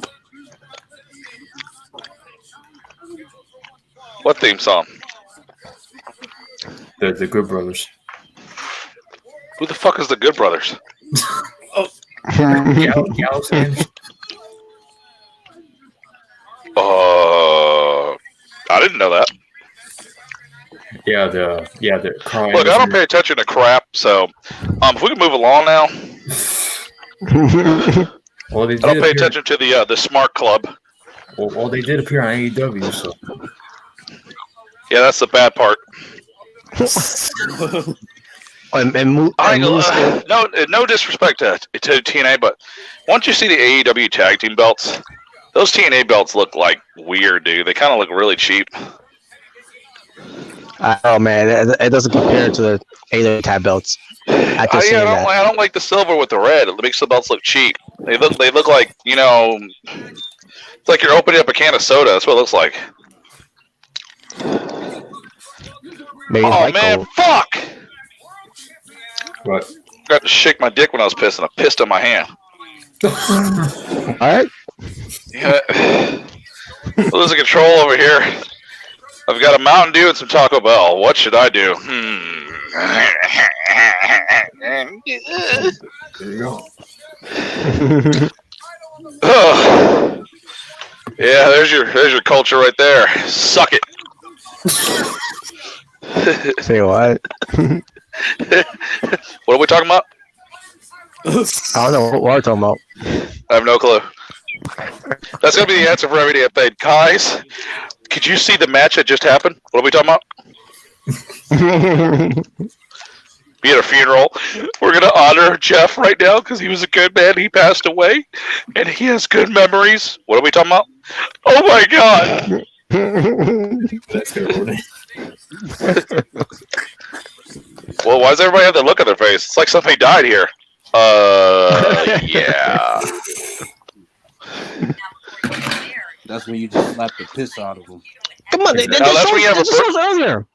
You get a birthday party and your grandma passes away and everybody knows it. And you're the only one that doesn't know it. And you go up to her and you go, "Hey, what did I miss?"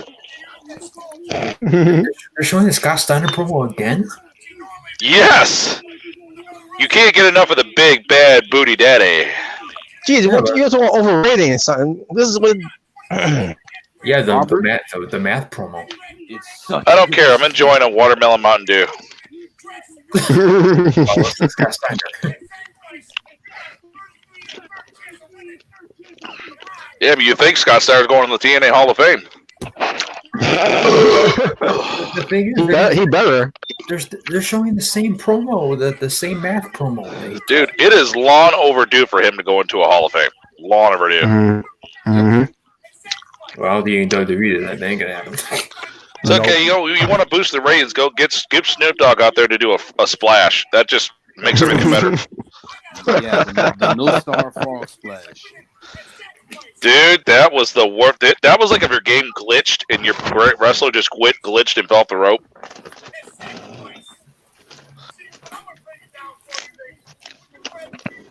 Yeah, if I was Snoop, if I was Snoop Dogg, I would never do that again. I would. That was the best splash I've ever seen in my life. Yeah, I thought it was great. That should be in the AEW game. That should be in the AEW. Better splash than Moose. No, hold on a second. Moose could do a better splash than that. Oh, wait a minute. What are we talking about? Come on. Oh man. Somebody put in the chat, heel Samoa Joe was untouchable. Yeah. Well, the good thing Samoa Joe's a woman in AEW now, so we're good. But Samoa Joe, heel in WWE is not untouchable because he always loses. Yeah. What's the difference between Samoa Joe and Nyla Rose? Samoa Joe's a guy, and Nyla Rose is. Excuse me? They're both dudes to me. Well, Samoa Joe can actually wrestle. Well, I don't see the fucking difference. The skin tone. During the day, he's Samoa Joe. During the night, he's Nyla Rose. Might as well call it Nyla Joe. Tranny man. Sucks a dick as fast as he can. Tranny man. Walk over you know that.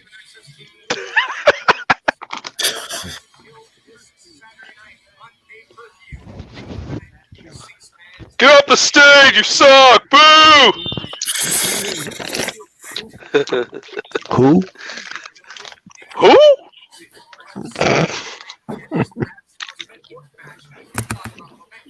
Oh, Yeah, nigga for the culture. Yeah. okay. Shut up. Hey man, if it ain't the biscuit culture, I don't give a fuck. The biscuit culture. Now that's just special. And very racist.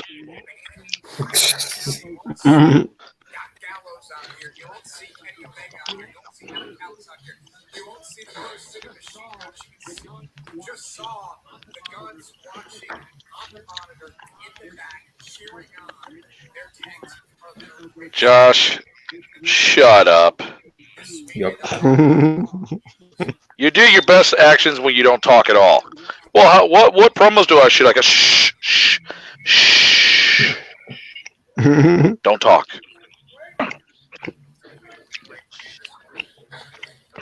So you go away from Josh. So, where's that gay guy that's the manager of Kenny?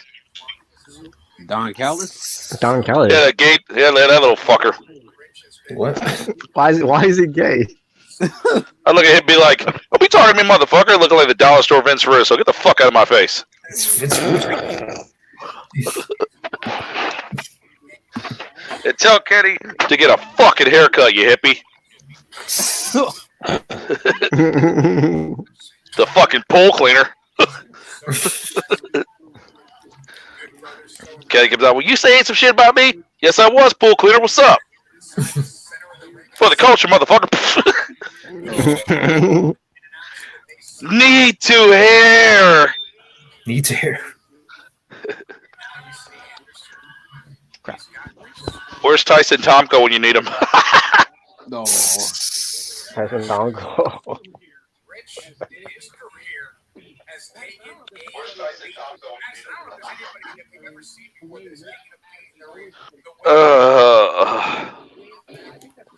Oh my god, I think I ordered too much Taco Bell. Taco Bell.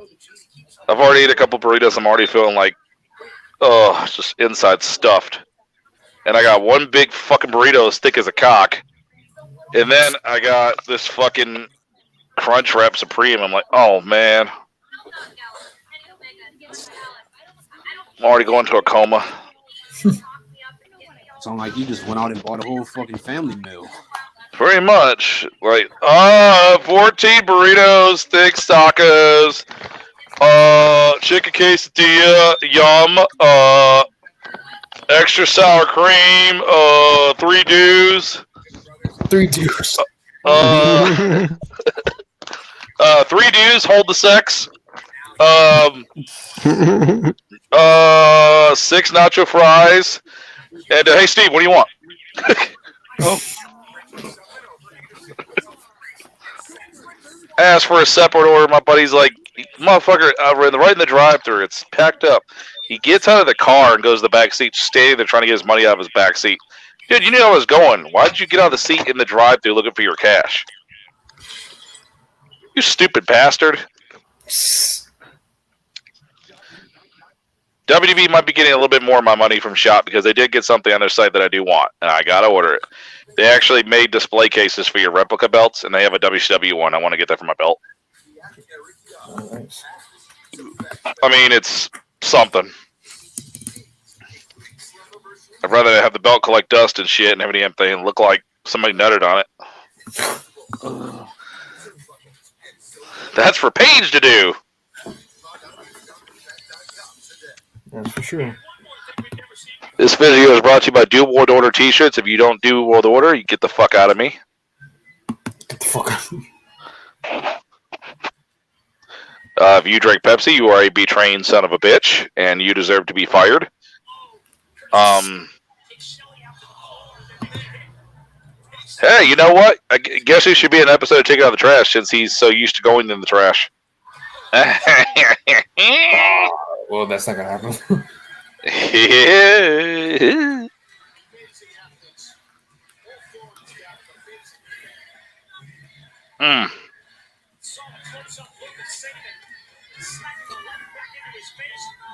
And then this flashback, Motor City Machine Guns against Generation Me. What the fuck is? Oh, the Young Fucks. Yeah, it was after you too. Dude, like they show the same flashbacks every week. You see, Impact's doing that crap again when they're doing too many flashbacks, not enough to the show. Okay, stop. Like, who keeps doing shit like that? And then Hey, let's show a marathon of Dixie Carter promos. No, God, no. And then on top of that, the same flashbacks. The Scott Steiner promo, Motor City Machine Guns against Generation Me, Bully Ray turning heel to join Aces and Eights. Like, literally the same flashbacks every week. I'll watch a new episode of Be Elite. So,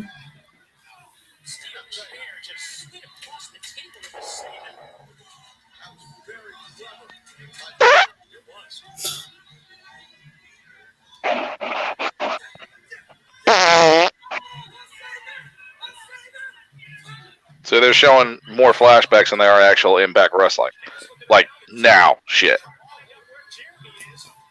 I mean, they've showed their fair share of matches, but the issue is they showed literally the same flashback every week. It's the same. Yeah, that would get aggravating. It's like the time when they did that show where they kept showing, like, too many episodes of other wrestling companies, and I was like, dude, stop this shit. Yeah. Enough. Like, I want to watch TNA. I want to watch every other wrestling company.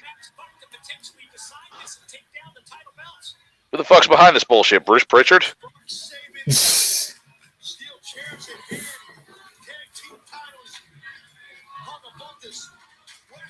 Oh yeah, you know it's old. The Taz is still announcer in there. Taz is announced everywhere. Yeah, now he's a manager. But I like how he's an announcer. Taz is a good manager. I mean, he's a good announcer. He really is. Yeah.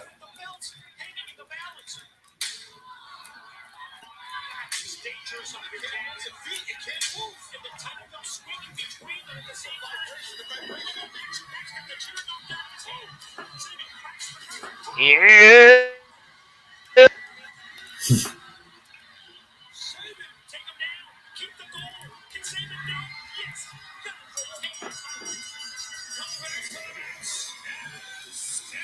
And still.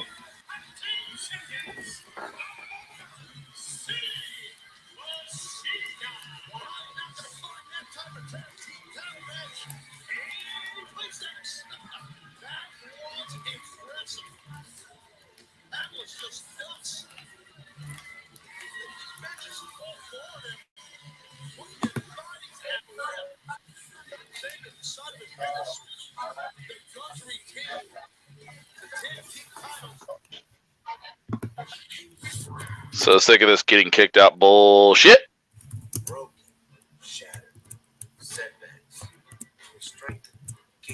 Oh God, Billy. Oh.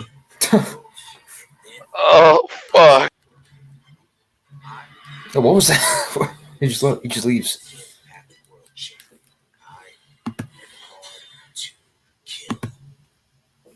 What's going on? Chat section. Here's what's going on. Carl Anderson, Rich Swann, continuing on this main event, Go Home Show Edition, Hard to Kill on Impact Wrestling. Access, Twitch, how are you watching it? Yeah. Some motherfuckers out there are gonna be like, "Oh, hard to watch." Yeah, if I pay for it. Which they won't. Yup. Oh shit. Nothing annoys me more than people talking shit about how much a pay-per-view costs, and yet they don't even pay for pay-per-views.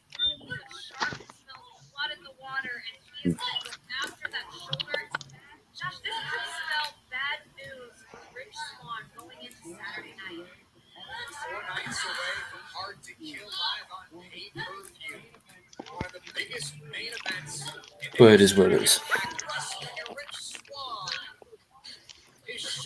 throws off the steel post again.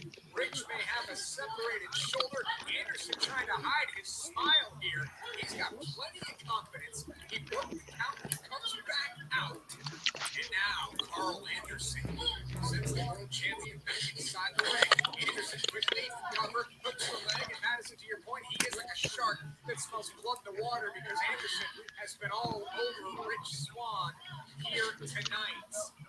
Ever since he found an opening, ever since he went after his shoulder.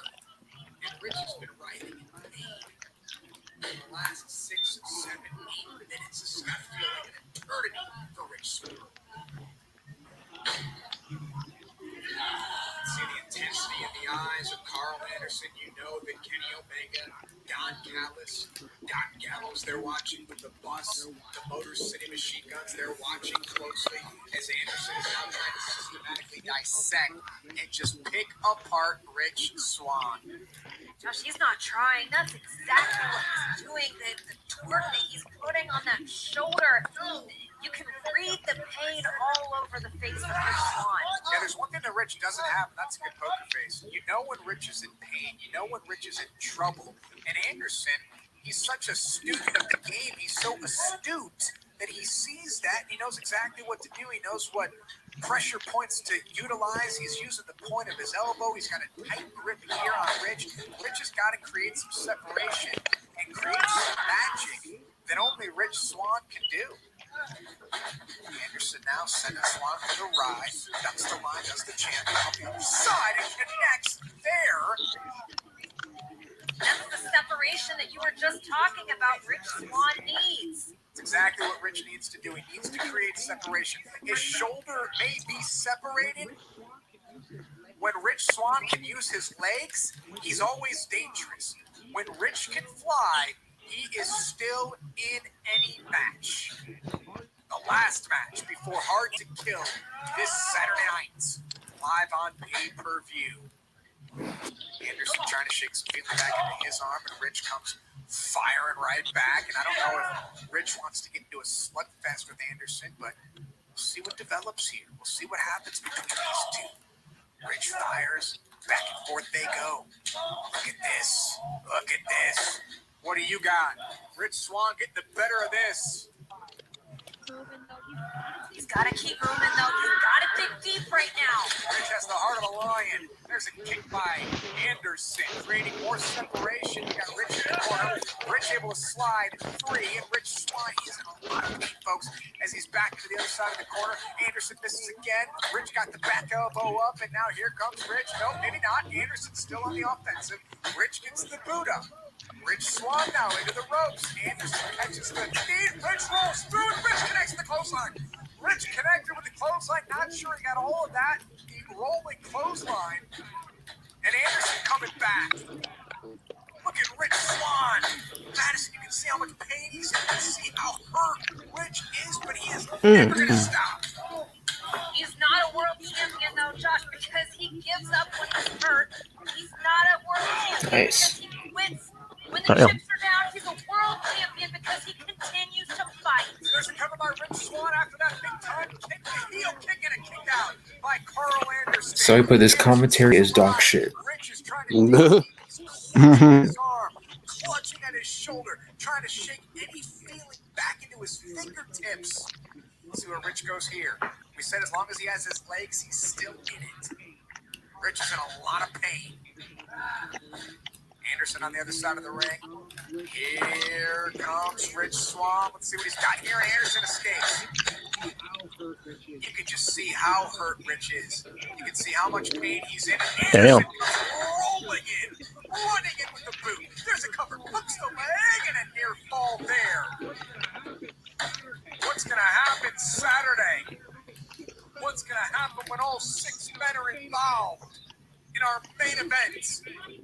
Josh, is Rich Swann even going to make it to Saturday? Look at him. Oh, he's going to make it. By hook or by crook. I mean, Madison, he almost had to retire. He did retire. He came back from retirement to become world champion. Nothing is going to stop Rich Swann from making it to Hard to Kill Saturday night. We can promise you that. Look at this. Rich, he rolls him up. Whoa. Rich Swann picks up the win. Oh. Rich Swann picks up the win. And the teams react. Here is your winner,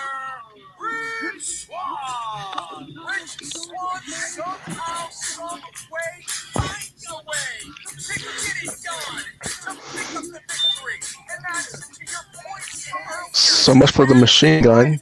Let's jump up on him. Let's jump up on him. Wow. What else do you say? But wow. Rich Swan didn't give up. He didn't quit. Rich Swan's cause is hard to kill. The bus is empty. The bus is empty. The motor should be. Does anybody else like Rich Swan's theme song? Swan is celebrating. I do. What's going to happen Saturday night? The AEW World Champion Kenny Omega comes to Hard to Kill to team with the Good Brothers. I don't mind it. Take on Rich Swan and the Motor City Machine Guns. That's how you do it. Yeah, we just got to do the same thing. Hard to Kill is all us, man. Just whip their ass. There he is again. Oh shit! They're getting jumped. Oh, they're gonna ass whooped again. Yep. Well, here's Rich Swan.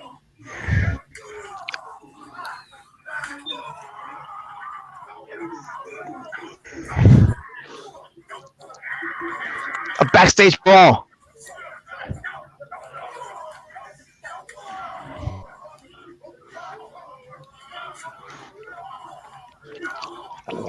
Is it? Oh my god! Watch for the TV though.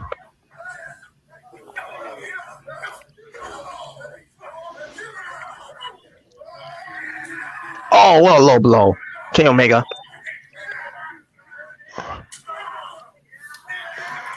All that brought before the pay-per-view. What the hell? It's over already? 2 hours in box fast. And there's only 2 minutes left. Okay. Yeah, there's only 2 minutes left. Okay then.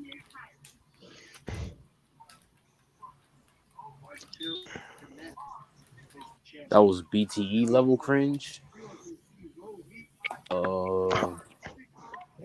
And I guarantee you, he doesn't even watch BTE.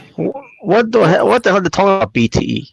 Well, BTE is only cringe when John Silver's on it. But anyway, it is not. Oh. Anyways, yeah. Overall. Well, the show itself, I mean, they did build up a lot for Hard to Kill, but there's no music on the card there.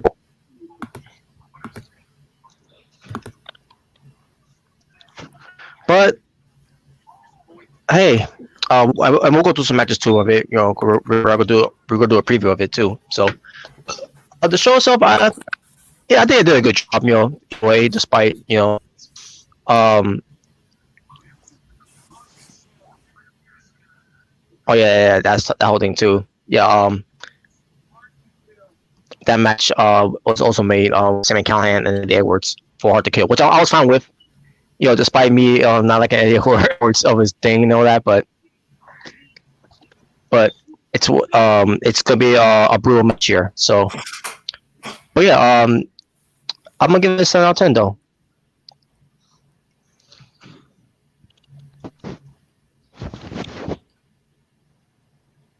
All right, Jordan.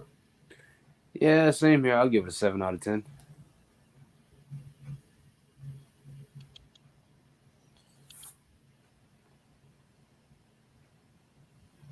Oh, okay. I was gonna see here. Yeah, I'm gonna copy and paste a topic. Not tonight. Talk about whenever we do. I guess 201. But yeah, I'm gonna go with a 7 as well.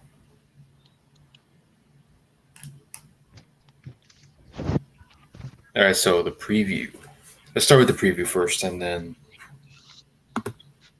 yeah. Our preview for Hard to Kill 2021 this Saturday, January 16th. And yeah, it's not on Impact Plus. that probably will be on there until maybe after the review, but we'll see. But tends to watch it on pay-per-view. Yeah, you got it could be on Impact Plus, which it should be because since that's their live stream now, it pertains to them doing what they did for Genesis, and other things they did as well.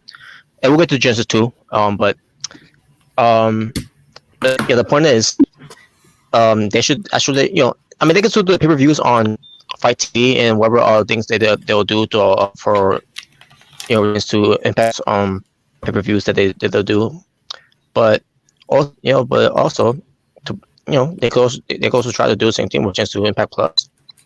Just saying, it's not a bad idea to do that. But anyways, yeah, let's get to the Carters for the kill. I gotta say one thing. At least they're finally thinking ahead of doing these shows on the last time. Now I'm not saying. Let's see. What was the pay-per-view they did? Oh yeah, it was Bound for Glory. Oh, okay. It was. Had no pay-per-view. They did. It was just the events like Genesis. They didn't even bother trying to build up and all that. But I'll give them this. Genesis they did only do that. Good job with that one. Which is building that up. Even though there was not really much to build up there, which we'll get to. Hard to kill. So let's get to it. So let's see. I just start this first. I still think it's going to be a cinematic match. The Karate Man versus All Eagle Ethan Page.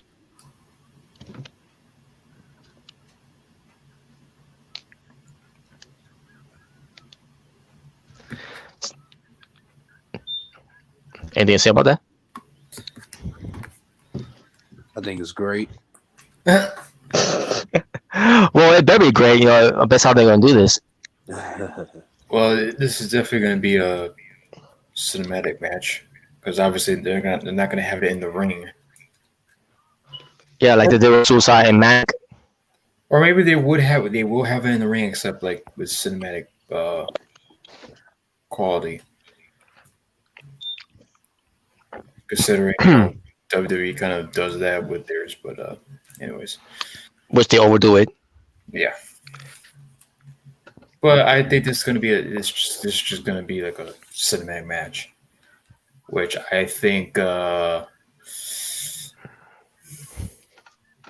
which version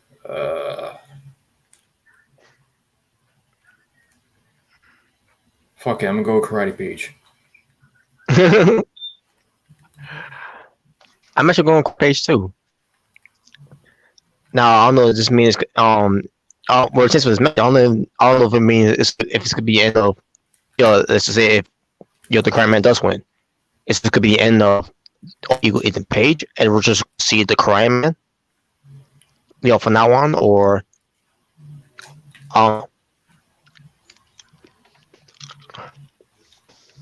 Yeah.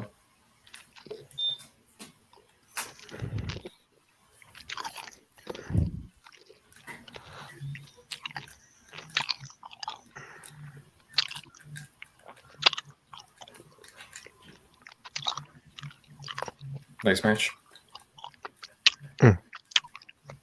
Wait, Jordan, didn't say anything? I'm going with Karate Man.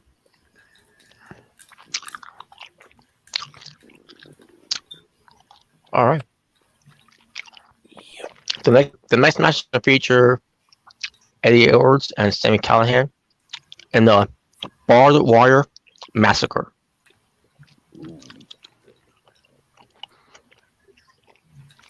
I think well,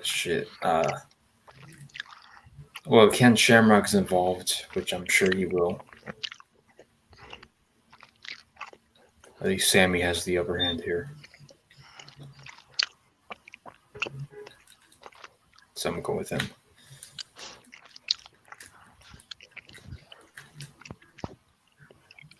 But the rest of you guys, I am definitely going with Sami Callihan. Mm-hmm. Yeah, same. Yeah, I mean, if it's gonna be barbed wire, I mean, it's obviously no DQ. So Shamrock's gonna have some kind of involvement in it. So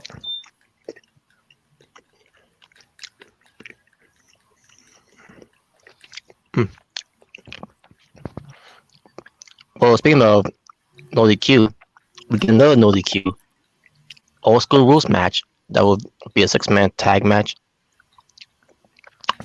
It's gonna be Eric Young, Diener.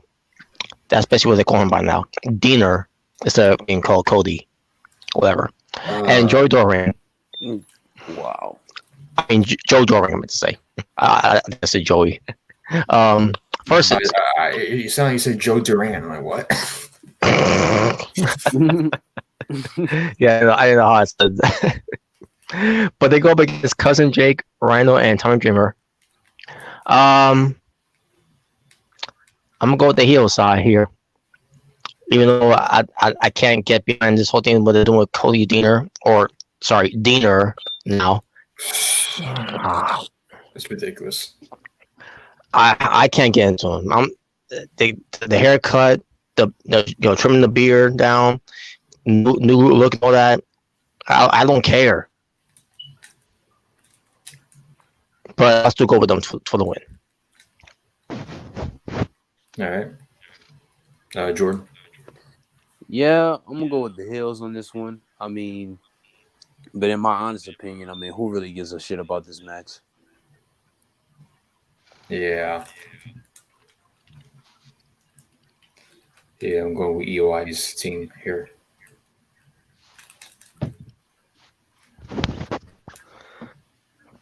Then get to the Impact Knockouts Championship. Deanna Purrazzo will defend against Paya Valkyrie.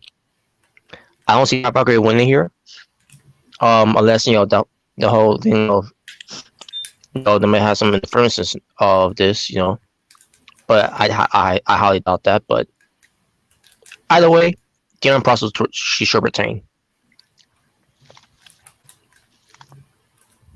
Yeah, I'm going with Deanna Purrazzo to retain too. Yep, Deanna retains. And then Susan can continue being, Deathstrike. Yeah. Especially what she looks like from X-Men 2. She does. Then we get to Manic defend his Impact Exhibition Championship against Chris Bay and Rajul. I will go Chris Bay just because they need to do something with him, and plus his last reign of being Exhibition champion, they really dropped the ball on that one. So I think they need to give him a fresh start of being the Exhibition champion and have a better long reign than that the last time. So hopefully they go with that, but I don't think they will. I think they will Manic here, but I'm going with Chris Bay though. All Bay, every Bay. Said by Masserine. Yep, that's true. Now, see, if Josh would have said it, it would have been lame. But since Madison said it, it's cool. Yep. Yeah, because I could see Madison Rain, a woman, calling him Bay. So even though she's taken by Josh Matthews, but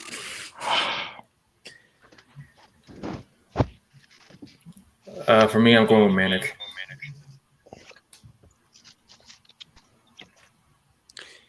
Yeah, I'm going with Chris Bay. All right.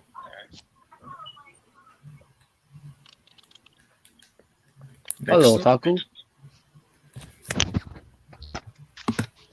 Late to the dance. No, I'm kidding. But yeah, then we get to I'll say the match for last. Because the next match I want to talk about is the Impact Knockouts Tag Team Championship Tournament Finals between Havoc and the Veil versus Kier Hogan and Tasha Steelz. Obviously a no-brainer here. Kier Hogan and Tasha Steelz has to win. Because if they don't win, then what's the fucking point?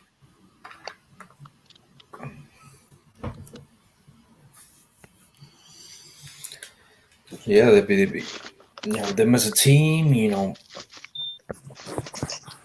actually having chemistry together. So Yeah. When they first put them up, I'm saying to myself, let's see how this goes.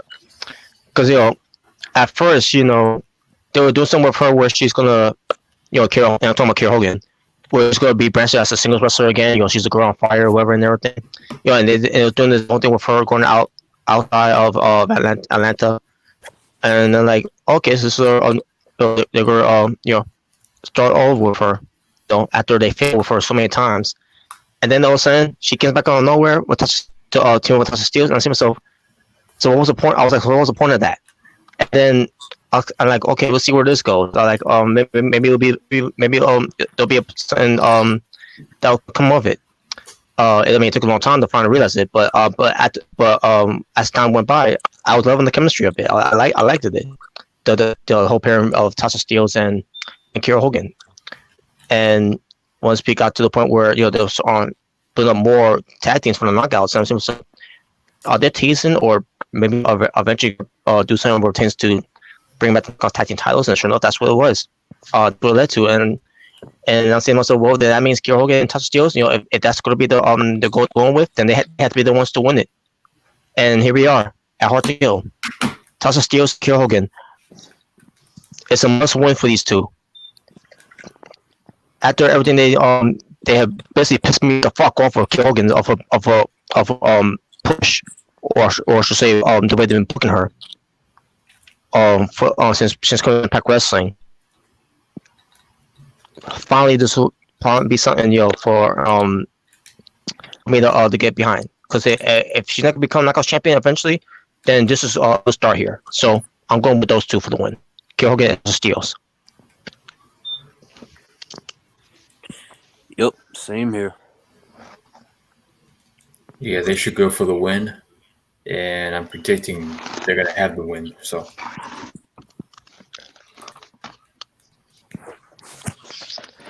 if not, then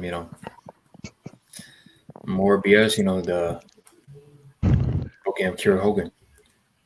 Yeah, if they lose, then they're going to go right to joint stringer because of the fame shit. Oh, well. And Hernandez is going to be back involved with the whole money being whole bullshit. Oh, okay. I'm really pulling for Tasha Steelz and Kiera Hogan. So Hard to Kill, live reactions. Don't expect anything different from me, folks. Once I show up with that one. If that's the route they're going with Hogan and just not getting over, not winning the belts there, and they're going to move onto with doing something ridiculous, and it's gonna be like having at Summerversary, the whole thing with Eddie Edwards, and we don't want that to happen again. Yeah. And it's going against Nevada and Havoc. I just want to put it out there. I like those two as well. But I want Kiera Hogan and Tasha Steelz. They need more than those two. Anyways. And then we get to the match that could be the main event. 6-man tag match. That's going to feature Rich Swann, the Impact champion, with the Impact, well, actually, not champions yet. I think they will eventually, but the most machine guns, Alex Shelley and Chris Sabin, versus Machine Gun Carl Anderson and Doc Gallows, are the current Impact Tag Team champions. And they're teaming up with the cleaner AEW World Champion Kenny Omega, where an AEW wrestler is going to be competing on an Impact Wrestling pay-per-view this Saturday. Monumental. Yep. And basically, it's the reunion of the Bullet Club, and they're winning.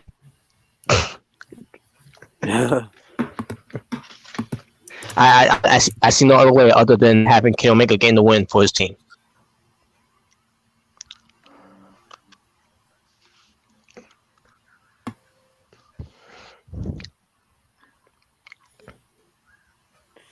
All right, next. Yep. I'm going with the Bullet Club. They're gonna shoot them with their guns. Well, that's I think that's it, right? Let me see. Yes, it's 7 matches. Because guess what? There's no Moose here. Well, I'm pretty sure somebody would be very pleased with that. Oh God.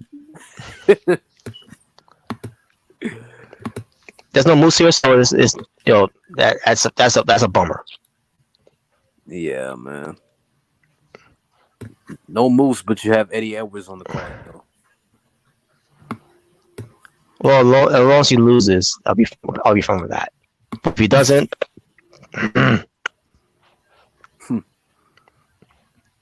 jeez. But we'll see how it turns out, though. Maybe Moose will show up on the preview, because they'll always do something last minute, or tends to him doing something. But we shall see. And that's your Hard to Kill preview.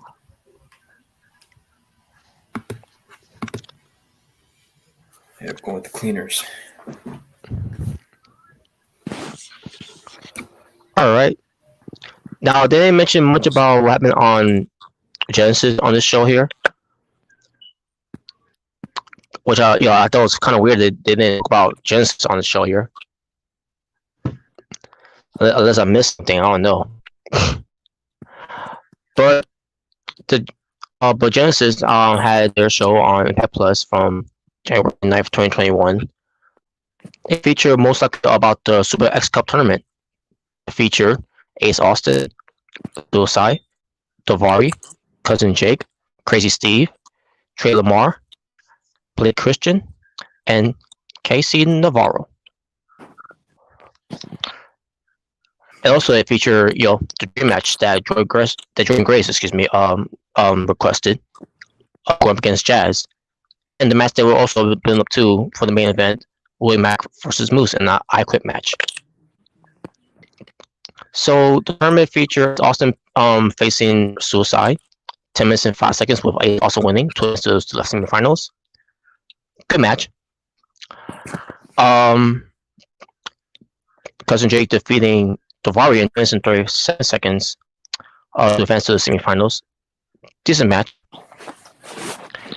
Crazy Steve defeats Trey Lamar pinfall in 9 minutes and 17 seconds to advance to the semifinals. Solid match. Wasn't really into that much. Other than Trey Lamar. I'm surprised that he didn't advance, but it's whatever though. Blake Christian.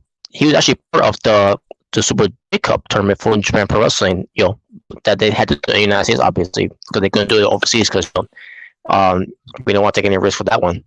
But he was impressive on during the Super J Cup, and he was impressive on here too. Against KC Navarro, beating him in by 9 minutes and 3 seconds. Myself, it was decent. Then we get to the semifinals with Ace Austin defeating Cousin Jake, 10 minutes and 34 seconds. And surprisingly, this was actually a good match, especially from Jake, from Cousin Jake, for the Deaners, which that's not a thing anymore. An unfortunate reason of that. Deaner. Crazy Steve versus Blake Christian. This was also a good match with Blake Christian defeating Crazy Steve in 12 minutes and 13 seconds. So yeah, Blake Christian showed a lot of heart, and that's one of his names. He's the All Heart, Blake Christian.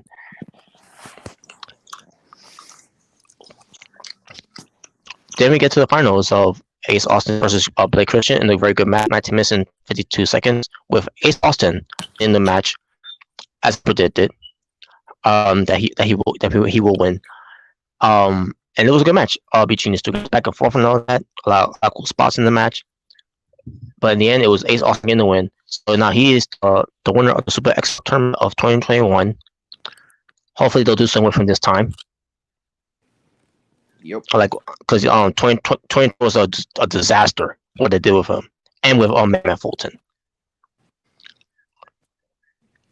But besides the Super X Cup tournament, which I thought was a very good tournament, you also had Jordan Grace versus Jazz, 12 minutes and 7 seconds. With Jazz no longer in her prime.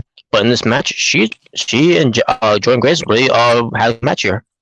I was, I mean, I was expecting a match to be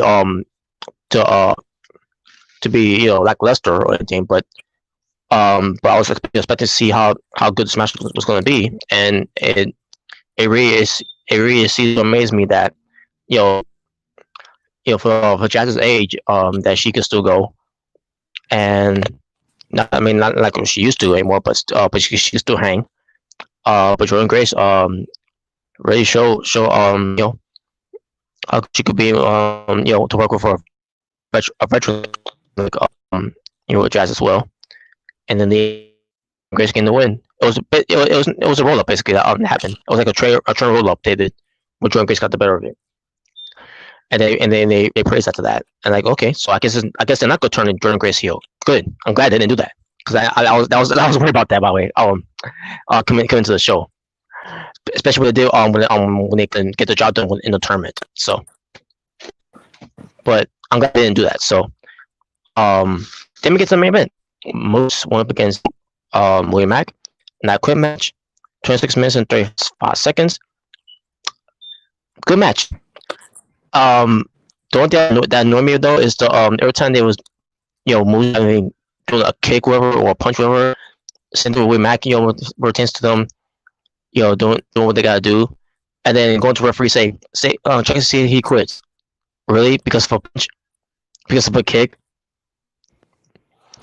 But they stated that did stop though a while, because it's ridiculous when they did it. But there was a table spot for Moose to put William Mack through a table, which was nasty the way it was done. William Mack was like a chair suplexing Moose on it. Now that got to hurt, especially with Moose, with his size and the height that was delivered. And then in the end, Moose was going to try to end William Mack by putting the chair over his head, slamming the chair, like basically humanize him. Except it's gonna be from to break his neck, whatever. Rich Swann comes out. He's like, stop, like you're going too far. What do you want? Is this what you want? The title, the title belt, the Impact title. And he's like, I'll give it to you. And then Moose microphone says, thank you. I quit. And like, wow, I was not. I was not expecting either of these guys on to quit the way the way this match was being presented at first, because I don't know how this is they're gonna end this by having these two guys say I quit.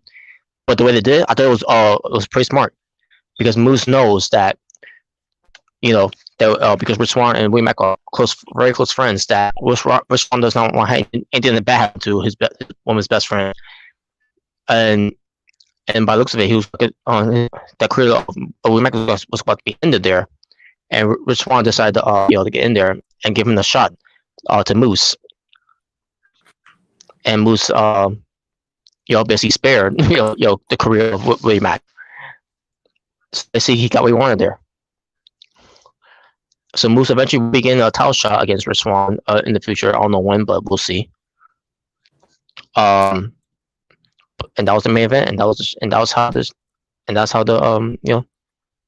everything was transpired from Genesis. Good show overall. I thought it was. Now, let's see. So we gotta talk about Marty's girl here. Oh God. I'm pretty sure you heard, I'm pretty sure you heard about what happened. But let's recap it with Marty's girl. He comes to Ring of Honor, and unfortunately, he was left behind by his friends to go start their promotion of AEW. Yep. So, starting the faction of the Villain Enterprise with PCO and Brody King, and obviously that ended up being pretty good. While he's still with Ring of Honor, he because he was still on the trip with them, he also does some things with NWA, where he tends to have matches with Nick Aldis and whoever. Then 2020 came around, which was last year, he resigned with Ring of Honor because people thought he was going to leave Ring of Honor and then he's going to go to AEW to join along with his old elite friends.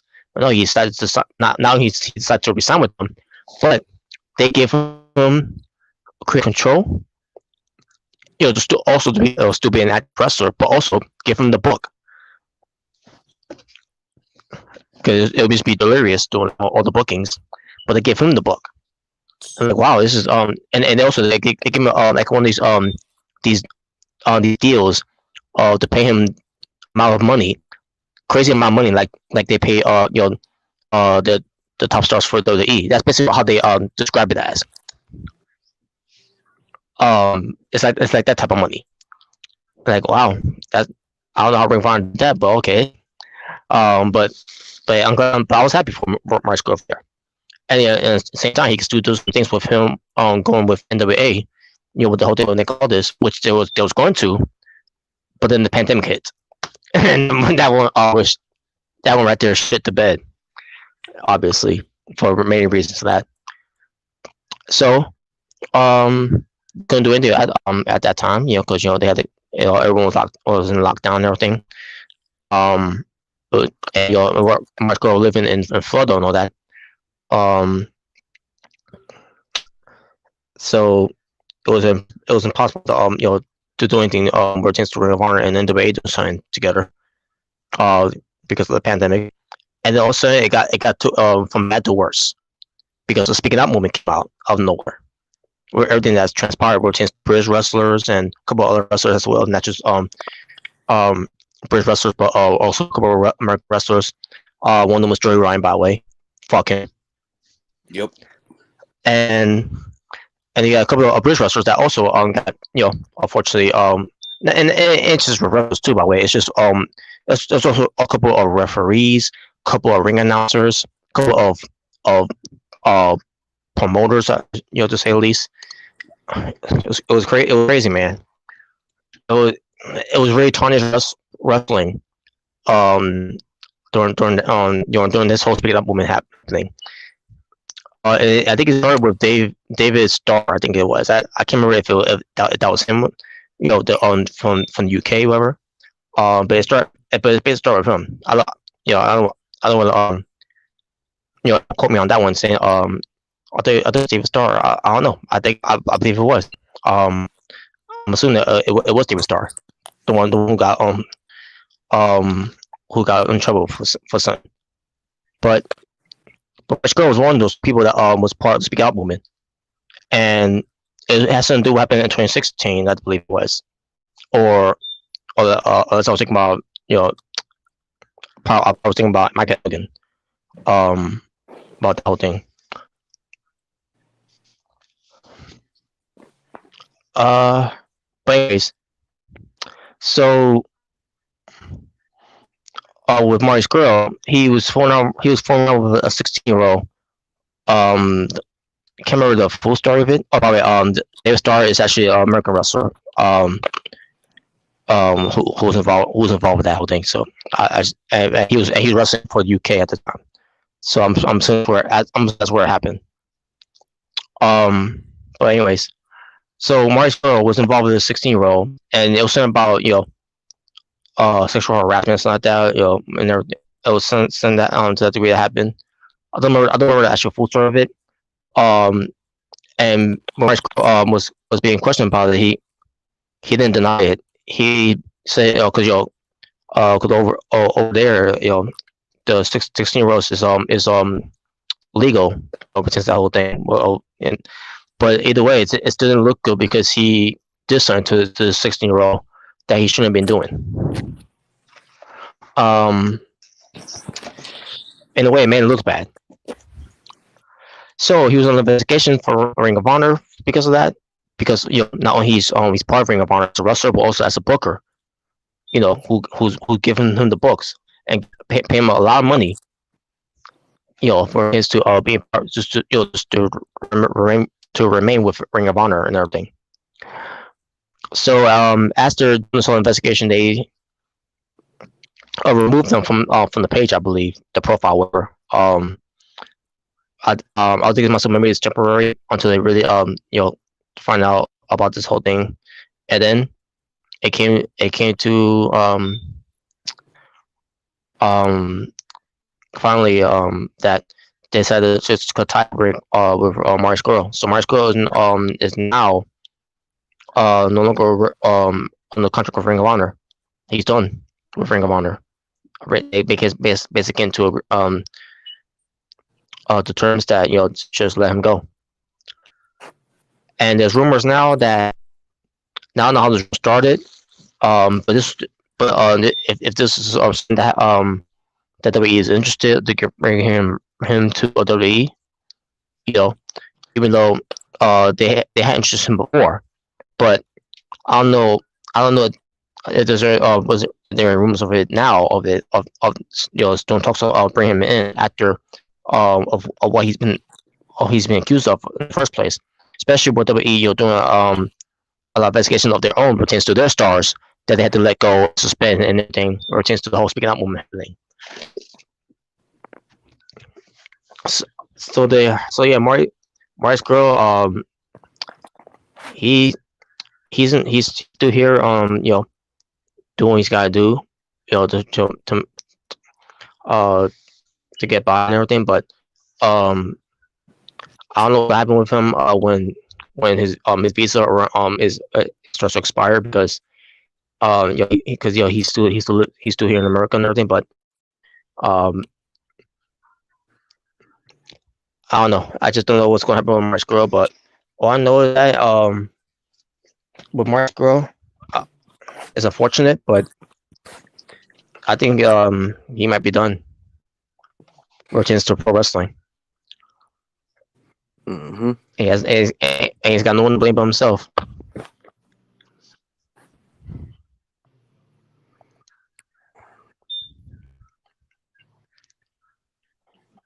It's sad too, Now, man. if he was smart, oh yeah, go ahead, John. I'm saying it's sad too, man, because I was a fan of his too. I thought he was great.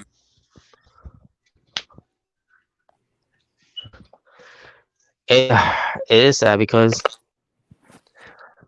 this guy I didn't get to appeal him at first when I first heard about it. Then I started seeing his matches on Ring of Honor, and I started seeing what the appeal was, and like, okay, I get the appeal of him now.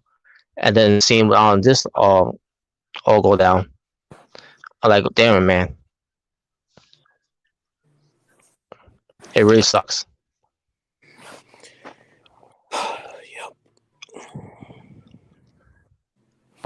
And I will see, Ring of Honor. I mean, Ring of Honor.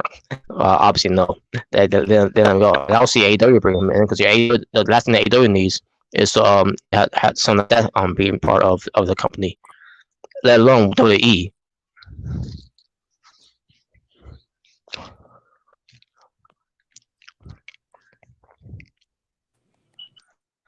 So unfortunate. But that's the consequences that he decided to take. And now can he redeem himself? To eventually bounce back from this. I don't know. Maybe he will. Maybe he won't. Who knows? But it's what it doesn't look good either way for Marcus Girl.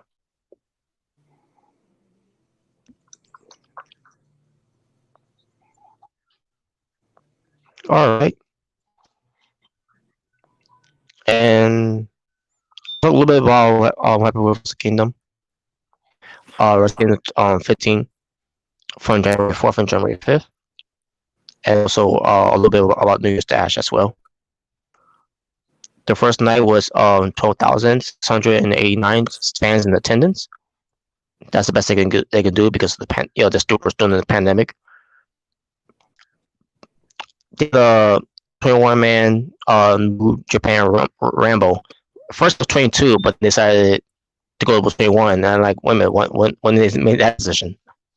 But the final four that lasted in there was Chase Owens, Alec Fale, Bushi, and Toru Yano. Now Toru Yano's case of him being in this battle royal. Well, actually, this is more like a Royal Rumble the way they did this. except it's more like how they did with Lucha Underground. We go win by pinfall, submission, or by throwing them over the top.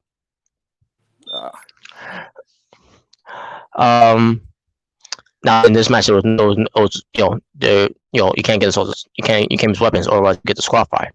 So, at least Lucha Underground, you could actually get away with it. Yeah. But in this match, Yano was the last guy to be in the match, and the rule is the last 4 remaining are to go to the next night of Wrestle Kingdom, the professional Kingdom Pro Wrestling Trophy of 2021. So Yano gets there. He didn't do anything because he didn't get a chance to get in there because at this point it was already we had a couple guys already got eliminated, so it was already 4. There was only 4 left. So Yano wins by doing absolutely nothing, which has always been Yano's thing. Sometimes. Oh man, but that was funny though. But that was the pre-show though match though. Then we get to the opening match for Wrestle Kingdom 15. It was Hiromu Takahashi, Best of the Super Juniors winner, versus El Phantasmo, Super J Cup winner. El Phantasmo had his gear, the camouflage gear of his attire to pay respect to Edge, which was cool. That was a cool outfit that he wore. It was similar to Edge's attire. But the match itself, 17 minutes and 46 seconds. The winner will face the IWGP Junior Heavyweight Champion on night 2, which is Taiji Ishimori. And Takahashi won the match against Phantasmo. And match was a goal opener. Then we get to the Guerrillas of Destiny, Tamatonga and Tangalola, with Jado versus Dangerous Tackers, which is Taichi, Zack Sabre Jr., being accompanied by Doki for the IWGP Tag Team Championships. And lasted 17 minutes and 18 seconds, with the Guerrillas of Destiny winning the match. Now, obviously, they cheated, which was expected, but I didn't care. As long as my guys won, I was. I like Taiji and Zack Sabre Jr. too, from Suzuki-gun, but it was the Guerrillas of Destiny's time to win it. They did. Kenta defeated Satoshi Kojima for the IWGP United States Championship right to challenge for briefcase. 14 minutes and 12 seconds. It was an average match. Because the reason why I say that is because originally it was supposed to be Juice Robinson, but because he had a broken orbital bone from his eye, he had to miss out Wrestle Kingdom, unfortunately. At first I thought it was a broken nose when I first heard about it, but to find out it was actually from his eye that he had suffered an injury from. But yeah, I thought this match was one of my least favorites. And that wasn't saying much. But Kenta wants John Moxley, and so John Moxley, they show a video promo of John Moxley on the show here, saying that he's the boogeyman, and whoever wins this match, he's going after them. And yeah, basically, there's the key here is that John Moxley is going to be holding on the IWGP United States Championship title. They're not taking it off him, which is good. Now, that doesn't mean that Moxley is going to New Japan. Cause I don't think they can right now because everything's on lockdown. Tends to traveling, tends to overseas. Because this pandemic is going crazy. Hopefully it'll get better. But we shall see how that turns out later on. And I think when Juice Robinson does come back, he will get his match that he should have gotten at Wrestle Kingdom against Kenta. So as long if he comes back from his recovery from his eye socket. But yeah, but I expect the Kenta to win here, so I was fine with that. Because I want to see Kenta and Moxley fight each other here. Hiroshi Tanahashi versus the Great Okan, 17 minutes and 13 seconds. Hiroshi Tanahashi won the match, and I couldn't believe it. I thought they was gonna build up the Empire here because they're a new faction, and you already have one of them losing, and then make it any better with the next match because the next match was Kazuchika Okada defeating Will Ospreay, the leader of the Empire. Match itself was great, by the way, 35 minutes and 41 seconds, and like, okay, so Ospreay didn't get the job done here either, and he's supposed to be the leader, and the guy who portrayed Okada back at the G1 Climax, along, with Brie Priestley being there and the Great Okan being there.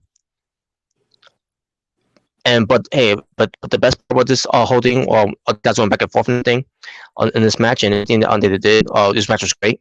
One of the best matches on the show of night one. Will Ospreay did the Rainmaker onto Okada. Crowd, usually crowds, they're not allowed to make any noise like that, but they during that spot they made noise. But then with Okada, he finds the Rainmaker. It's been a year since he hasn't done the Rainmaker because from all last year he's been doing the money clip. But people, if everyone I'll always hear from the reviews, they hate money clip that he does. I don't know what the big deal. I don't know what the big deal is. I get it. You want to see him do the Rainmaker. I mean, he does Rainmaker, but not the way that he does. Just his actual finishing Rainmaker move.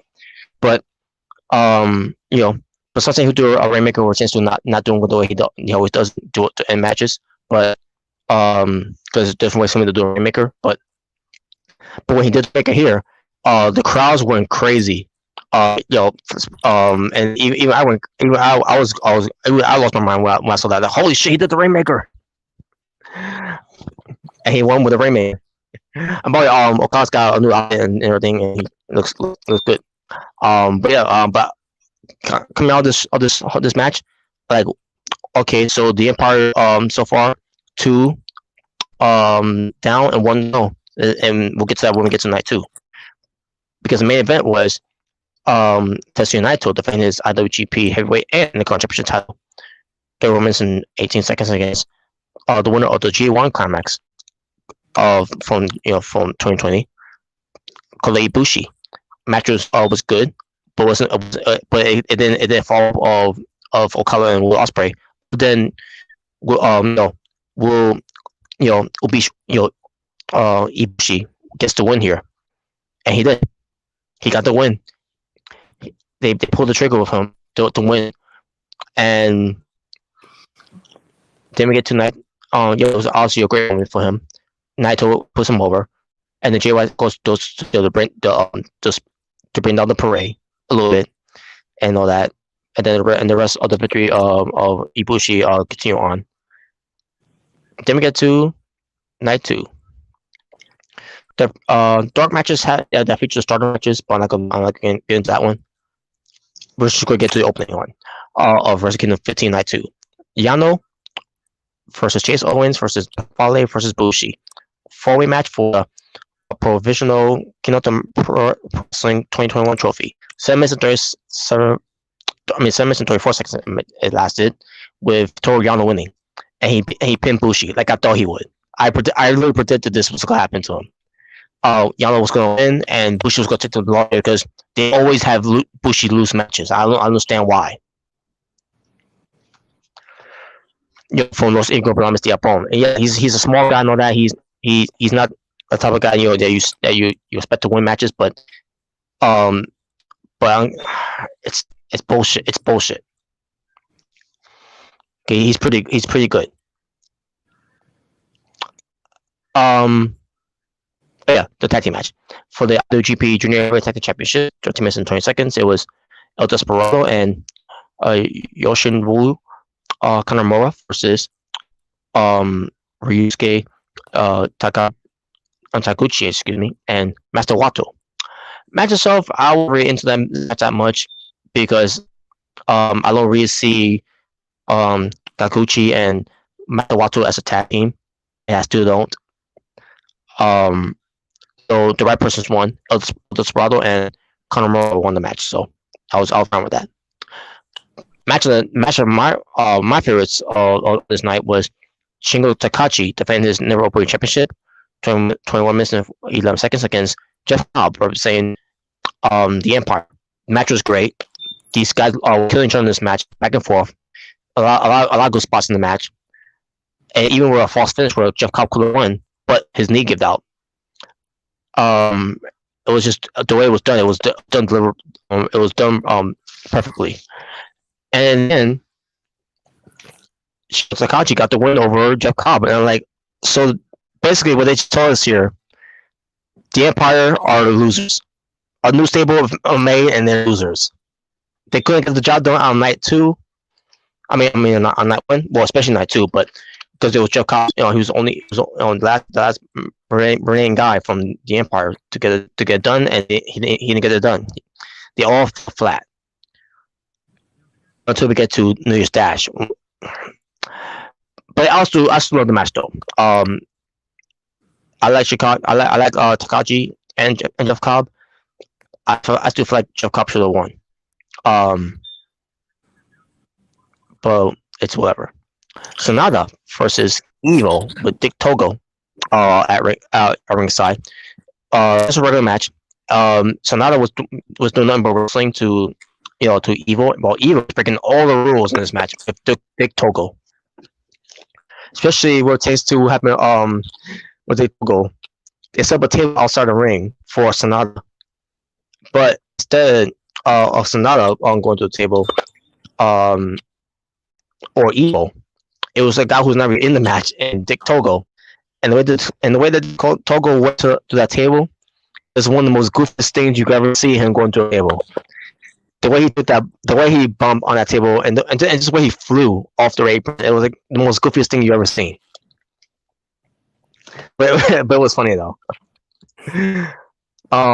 In the end, it was Sonata winning, which is good because Sonata needed to win because Sonata has not been having a good year, for New Japan for 2020, and yeah, there you go.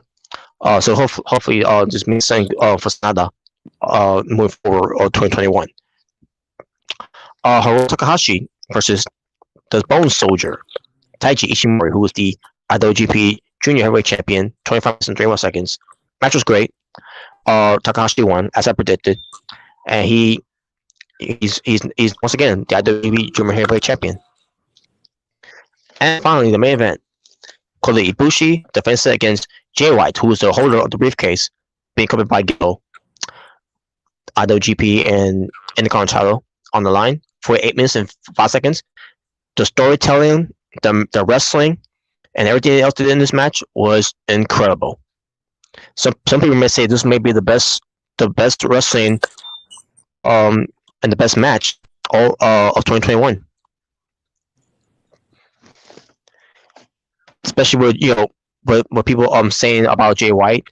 I don't get Jay White, blah blah blah. I don't get the appeal. Well, after this one, now people are saying, "Oh, Jay White's great," blah blah blah, and everything. Yeah. You're the same people that say, "Oh, I never got Jay White and everything," blah blah blah. Even when he first became the Switchblade. Well, yeah, I've been missing out. What he was going to be delivered to the table at first. And the fact that he managed to reinvent himself when he ends up being a Bird Club, and the way he carried himself, I knew right there it was something there. It was just something. I mean, I liked him before. He was in Bird Club before he started showing his true personality. But once he showed his true personality, I'm like, yeah, he's starting there. There's something there. But my issue was that sometimes he gets with that one, but he's doing a good job with that though. He's one of the best he is in wrestling. So yeah, but in the end, it was Kota Ibushi ends up winning. He ends up beating Jay White, something that he could never do, and he finally did. He became the demon of Jay White and beat him. So basically, Wrestle Kingdom 15 was a success. Night 1 and night 2, as usual, like they did last year as well.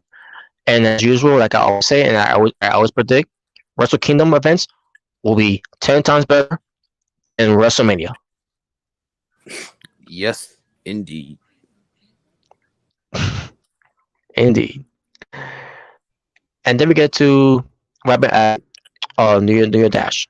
The basically this is their version of the nights after their biggest events, like how the whole Raw for after Mania thing. Except this one wasn't really that much. But you have Yoshi Nagata defeating a match which average. It was still good. Moro Suzuki and Doki defeating Tiger Mask and Yuja Uemura.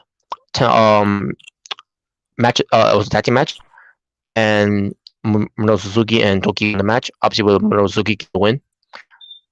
Not much to say about that. The Empire, with Ospreay, Greil Khan, Jeff Cobb, were there to defeat Tenzan, Kojima, and Yota Tsuji.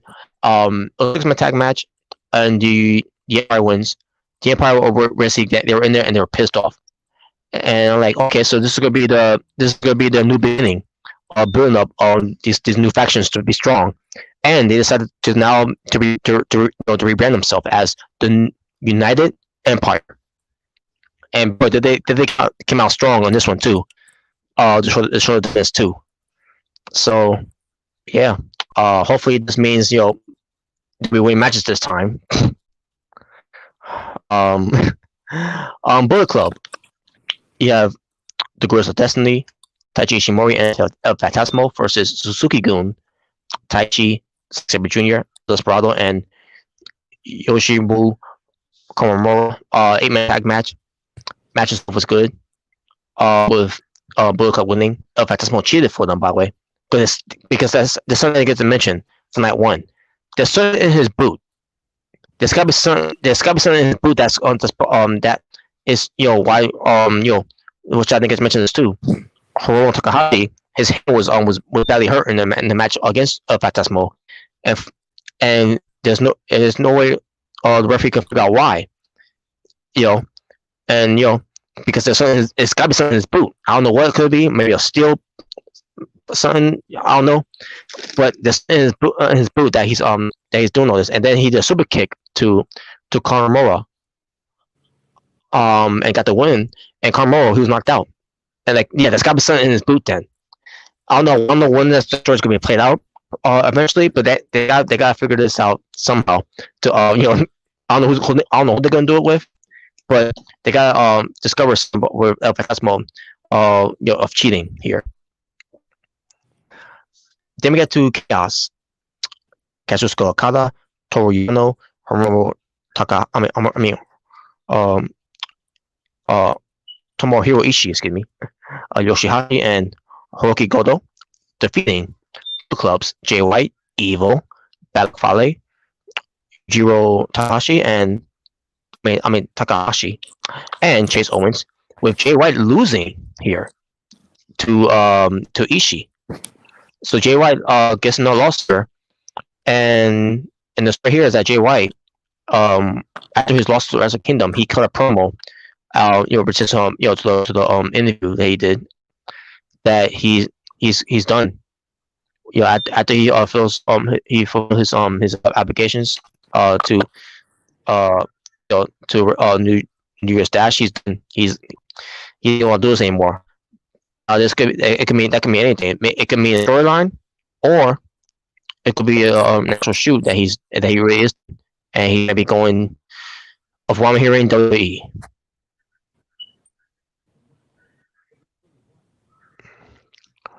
But we'll see. And on top of that, he was removed from for these matches that's gonna be leading for on the road to the new beginning. So, which is good. It's the new pay-per-view, the next pay-per-view for the Wrestle Kingdom. I mean for New Japan, I meant to say. Anyways, los Illuminables de Japón, Sanada, Shingo Takagi, Tetsuya Naito, Hiromu Takahashi, and Bushi defeating Kota Ibushi and Hiroshi Tanahashi, who are the Golden Ace, Roppongi 3K, which is Rocky Romero and Sho, and Master Wato, a main event, and match was good. With Los Ingo, but obviously upon winning, Bushi got the win. Like, thank God Bushi got a win. Jeez, I was getting tired from always losing. He beat Masawato, and that was basically it. Now what they do, what they did here in this match, they're teasing future matches for Shingo Takahashi to face Hiroshi Tanahashi, which that match has never happened before. I don't think they even wrestled during the G1 Climax, and not that I know of, but I don't know, especially me checking it out too. Double checking everything, and like, yeah, these yeah, other than they for sure in tag matches and all that, I've never seen them wrestle in singles matches before. So this probably will be the first, and it'll be for the number one championship title because Shingo wants to face Tanahashi, excuse me, with his title on the line. Usually the challenger will challenge you, but the champion wants to challenge, the ace of New Japan, which is unheard of. Also, Hiroshi Takahashi, with him being the junior heavy champion, he wants Sho from Roppongi 3K, and then we're changed to obviously with Sonata because he confronted Ibushi night 2 after he defeated Jay White. He wants to face Kota Ibushi for both of the belts, and on top of that, those two, Sonata and Kota Ibushi, were in the finals of the G1 Climax from 2020. And that was a great match. Yep. And as far as Bushi doesn't know what to do. Naito doesn't know what to do. It's for the first time, Naito got nothing to do because the double belts are not being splitted because for a reason they're not splitting the belts separately of the Intercontinental belt. I mean, and you can't do that with the belt because Moxley's over there, over here. I meant to say, he can't go overseas. So what Naito's going to do? I don't know. I really don't know. But I know what he's doing. He wants to face Master Wato. He formed before, but hey, there's something for him to do. So he's got to do something. Unless he wants to face Yano, But other than that, I don't know. But that's what Bushi wants to do. He wants to face Master Wato. But as far as Naito, yeah, they got to do something with Naito. I don't know. We'll see. But that was it from the Japan's results for Wrestle Kingdom and New Year's Dash. And there you go. Now, Jordan, did you got a chance to catch Wrestle Kingdom? Yeah, I seen some of the matches. I seen Kota Ibushi and Jay White, and him and Naito and Okada and Ospreay. I seen those matches.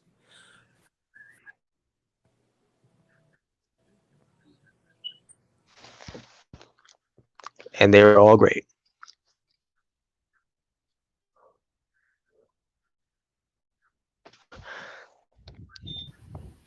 All right, Christian. Yeah, I'm done. All right, that's it for the Impact Wrestling. And tomorrow we'll be here for AEW. And yeah, I will be available for AEW tomorrow night. So we're gonna go live on my channel. So we'll see you guys then. Peace. Take care.